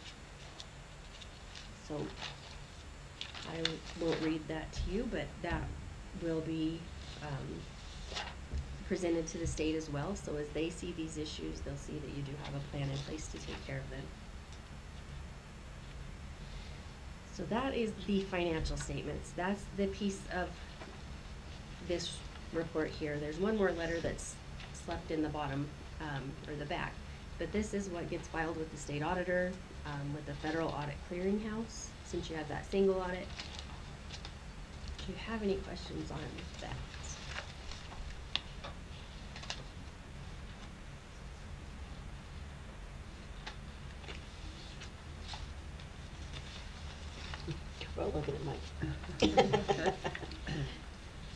So Kim, obviously as we address some of those issues that are noted here, what should we be doing with Wall Smith Bateman during the year to make sure that those systems are working and that they meet compliance? Are there specific things that you would want us to do to make sure that when we get to the end of this year that we're showing those are? We're available year-round, Yeah. and that's And just you are. part of the annual contract with us. If you have questions as these things come around, especially at year-end, get us involved early. We're happy to help. But more importantly, I think what management's recognized is, okay, we need to have a system in place. How can we monitor this? And that's already happening. It's kind of come into play as you've gotten different people in different seats to try to take a look at this and manage it as you go. We do have one other letter though that I think also gives some specific recommendations. The letter that slid in the back here is just a required communication letter, and it's just from us directly to you all as the governing board. There's good information here about significant accounting policies. There was a really big change in how compensated absences are calculated, so we let you all know that. We do talk about some difficulties that were encountered in performing the audit. It's never easy to do a first-year audit. And like I said, we came in during a change in the guard, and on both sides, I think that just, pushed things back a little bit. But they're just areas that we can see some additional room for improvement are also included here. Specifically, things that don't really classify as a finding, but we do think deserve your attention to make sure that there's follow-through. As you may know, there was a new accounting system adopted in fiscal year 24, and it's been a challenge. We've used this system at other districts. We've seen what works well, what doesn't work well. And one thing that we noted right away is how they were set up for their central cash reconciliation. It's a different setup than we've ever seen, and we certainly wouldn't recommend it. Your management has worked very hard. Your accounting department is doing manual cash reconciliations. This is an expensive program that should work for you. You shouldn't have to do that on the side. They've done a great job at it. The cash reconciles, but when you have something that's done outside of the system, you have someone new come in, it's very hard to keep that going. And I'll tell you, cash is the first thing that falls apart if you do have a new direct accounting. So we are recommending that you take a look at this and visit. We are available to help as well. Talk to the software company, get this working in your favor, get that cash system put back together appropriately. And then one thing that I think made our job very difficult and definitely made management's job very difficult was finding documentation, which happens as well. These really big lease agreements, finding a signed copy of it was not possible, without going back to maybe the leasing company in some instances, or a signed budget document. You all are signing those in these meetings. You need to make sure that they're going into a centralized filing location, that it doesn't take, the accounting staff shouldn't have to ask for it or go look for it. Or if there's a lease signed in the transportation department, the originals need to come back to finance to make sure it can go into here correctly. And I think that was a big issue with that, the $4 million energy upgrades. There wasn't good documentation in the accounting department to make sure that it could get into the right place. And the same with the bus lease. So those were just two areas that we recommend specifically the district spend some time on. That's maybe more immediate. These other things I think will happen as you get your systems in place, taking care of the over budget condition, and then just having these documents available will help you get them recorded correctly in the financial statements. So I don't know if that answered your question, Dan. I probably just gave a really long explanation. Definitely. No, I appreciate that. This was great to be able to make sure that we're taking care of those areas, so thank you.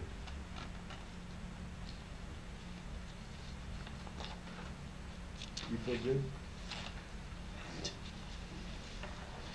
No, I'm not. The perfect example of this is the documents. It's a struggle to put together all of these small pieces that should be simple, that should be quick. And I have to re-engineer and rebuild things that should have been rudimentary.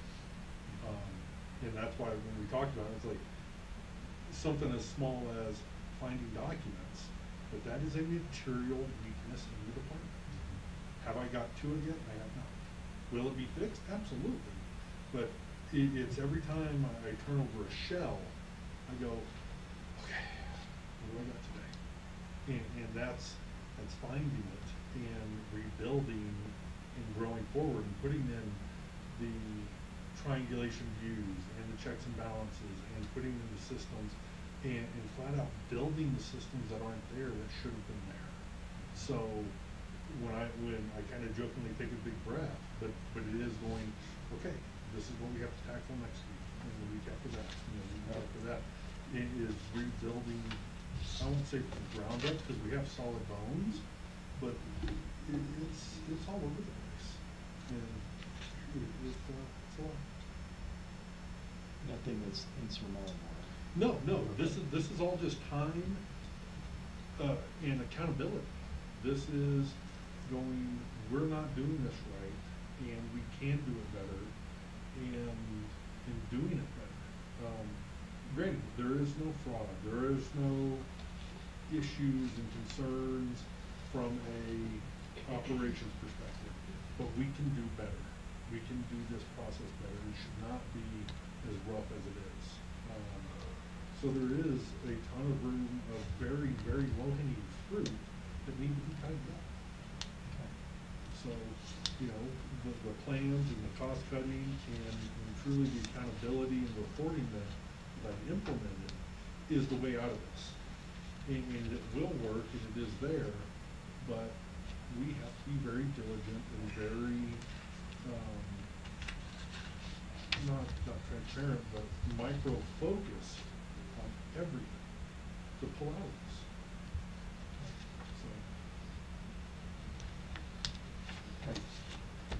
I would like to say that there's a million transactions, and I'm probably not exaggerating, that run through the district throughout the year exactly as they're supposed to. Your deposits are recorded, your checks are written, your payroll is processed. We have no issues reported here. These are those, the information that's going to accounting is getting recorded as it should, but it's those budgeting issues that are it's just a different level of review and making sure you do have the fund balance as you're going into the budgeting season. And deciding how you do rebuild that's the information that it's just gonna take a little bit extra work. So when he says the bones are good, he's right. There is a really good system underlying this to make sure that what's there is captured. It's just those things that happen once a year. Or the monitoring that's done just at a completely different level that needs some work. And you're already working on it. So it's kind of the anomaly things, really, that just need a better process around it. So like the journal entry, there's operating leases and capital leases, where what should have happened is when we booked the electrical upgrades, we should have done that journal entry to capture it. We should have amortized it. We should have had the plan. We should have had a lot of things that could easily be done. I mean, we can prepare the journal entries for the next 30 years and just pull next year's out and book those probably 4 lines, and we're done. Well, that's not done. And those are the things that need to be done. And then I have to have the capacity and bandwidth to go, how many items should be a capital lease versus an operating lease? How many programs and systems do we need to put in place? And that's the struggle. I mean, it's easy. We could prepare, it would take their crew probably 3 or 4 hours to prepare the next 30 years of journal entries for this capital lease. And they're ready to go. It's not hard. It's just, we didn't do it. And so the idea behind internal controls is that you design a system that says this has to happen. And ideally, Justin walks in day one and, hey, there's a manual that says, here's what I have to do today, but there's no manual. Is that fair? I think Yeah. it's, so then you have to figure out, okay, no, what hasn't been done yet? I think we've made necessary changes. We anticipated some challenges, and we have a new team, and I Yep. think the You've key is. identified and. Yeah. It- We when this got certainly- presented to me, it's, I think they were more scared than I was, and going, we have some problem, I'm like, I know. And I go, and I've been screaming this since my second month here, that these are our challenges and these are where we're at. And they go, well, how's the board gonna, I'm like, they know, like, this is not new information. It just takes time to. It's just having a plan and putting a different optic on it that we can, in my opinion, have never done. It's just, it's a different level of running a $34 million company, not a single desk or a single chair. Probably the most disappointing thing is the system that we were sold was the right system. Definitely presents some challenges, and I think, certainly Kim and her group have seen those and know those, and I think that's going to be our real benefit of having a partner like Wall Smith Bateman to really walk through and make sure that we either get Skyward working and working for us, or, heaven forbid, it's not the right system. But No, the software's fine. We can use it now, but to have a change of the guard in what, 04 and a new accounting system, and we lost a ton of data, I mean, we're throwing fuel on that fire 3 different directions. Yeah.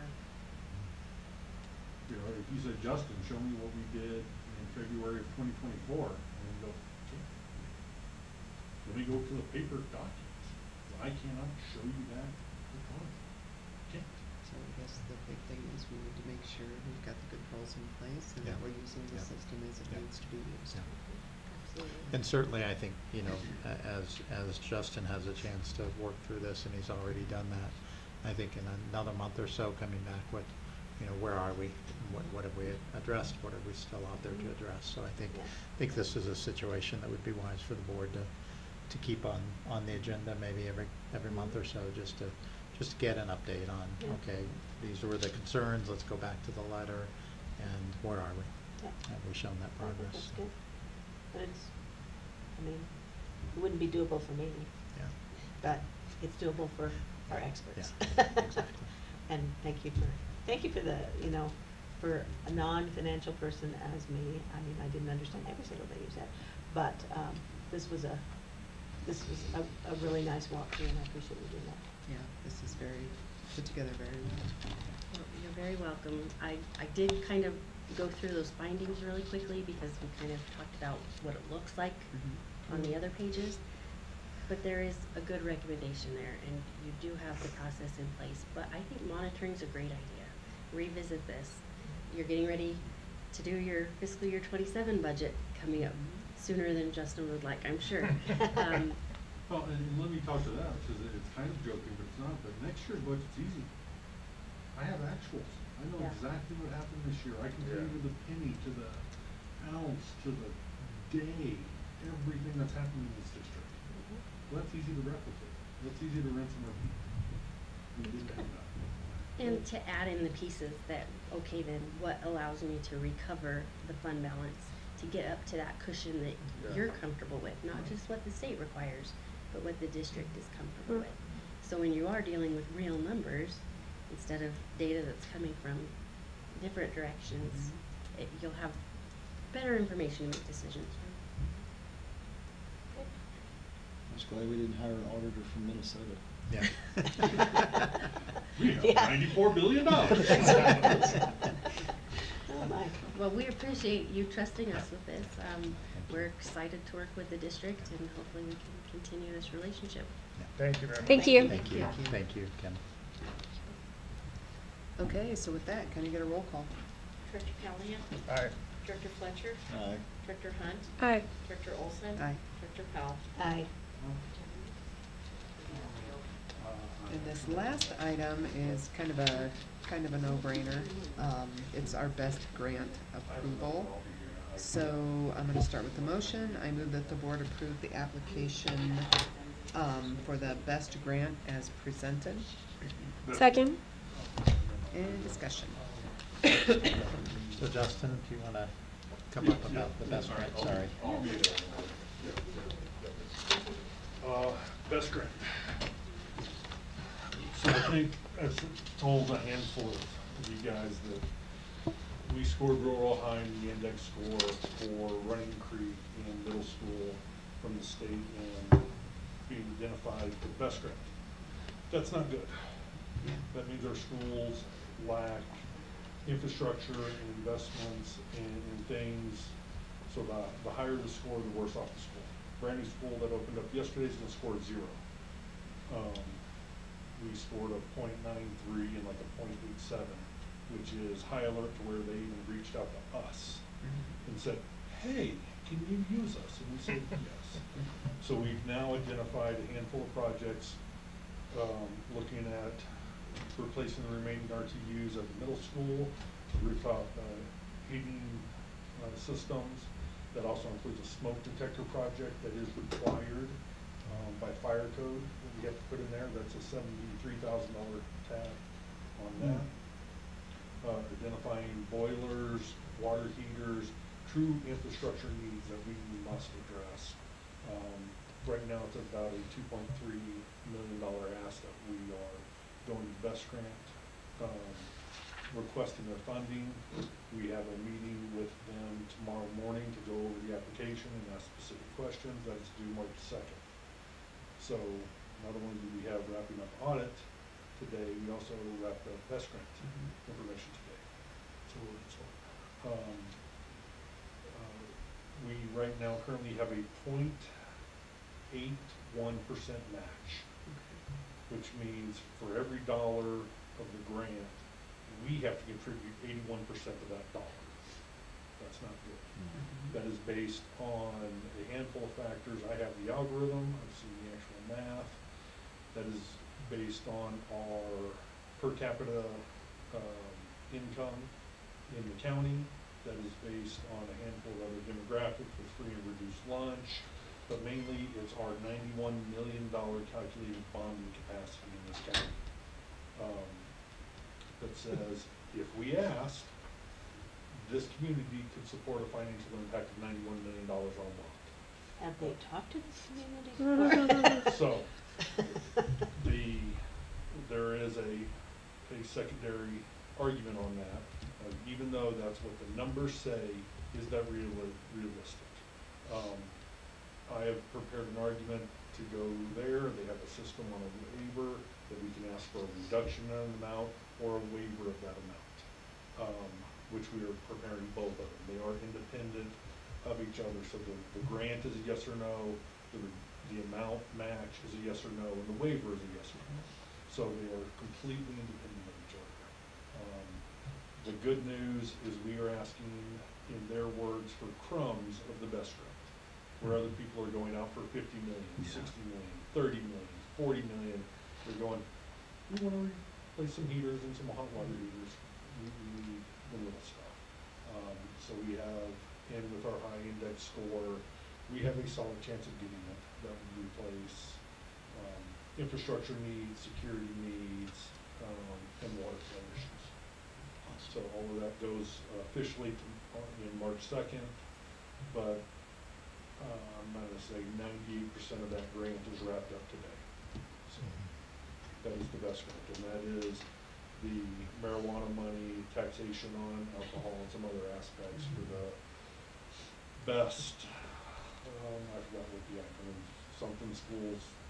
Building excellent schools today. Yeah. Sure. Yeah. When will we know? At the end of summer. So it's not a fast process. Once the grant is awarded to the other districts, we have to prove the ability to complete those tasks within 36 months. Once we can prove that we can do those tasks within 36 months, then funds are released at near the end of the calendar year, which would put the majority of our work into next summer. 2027. So because I would have a crane at the middle school, I'm taking down the internet and the phones for a large amount of time, and the security upgrades, it's not recommended to do while kids are around. And we have 3 years to get it done, so planning Yeah. properly for 3 or 4 months to roll this out the week after kids leave is most best. That makes sense. Okay. That's the best way. So we're gonna plan for that on March 2nd with you. Thank you. Thank you. Alright, I gotta go get my kids, guys. Call me or text me. Okay, so any further discussion on that one? Sounds straightforward. Yeah. All right, can I get a roll call? Director Callahan? Aye. Director Fletcher? Aye. Director Hunt? Aye. Director Olson? Aye. Director Powell? Aye. Who did the second on that one? I did. You did? Okay. Thank you. Okay. So with that, our next board meeting is scheduled for Tuesday, March 10th, here in the district office. Anything else? Nope, okay, so with that, I adjourn this meeting at 8:16.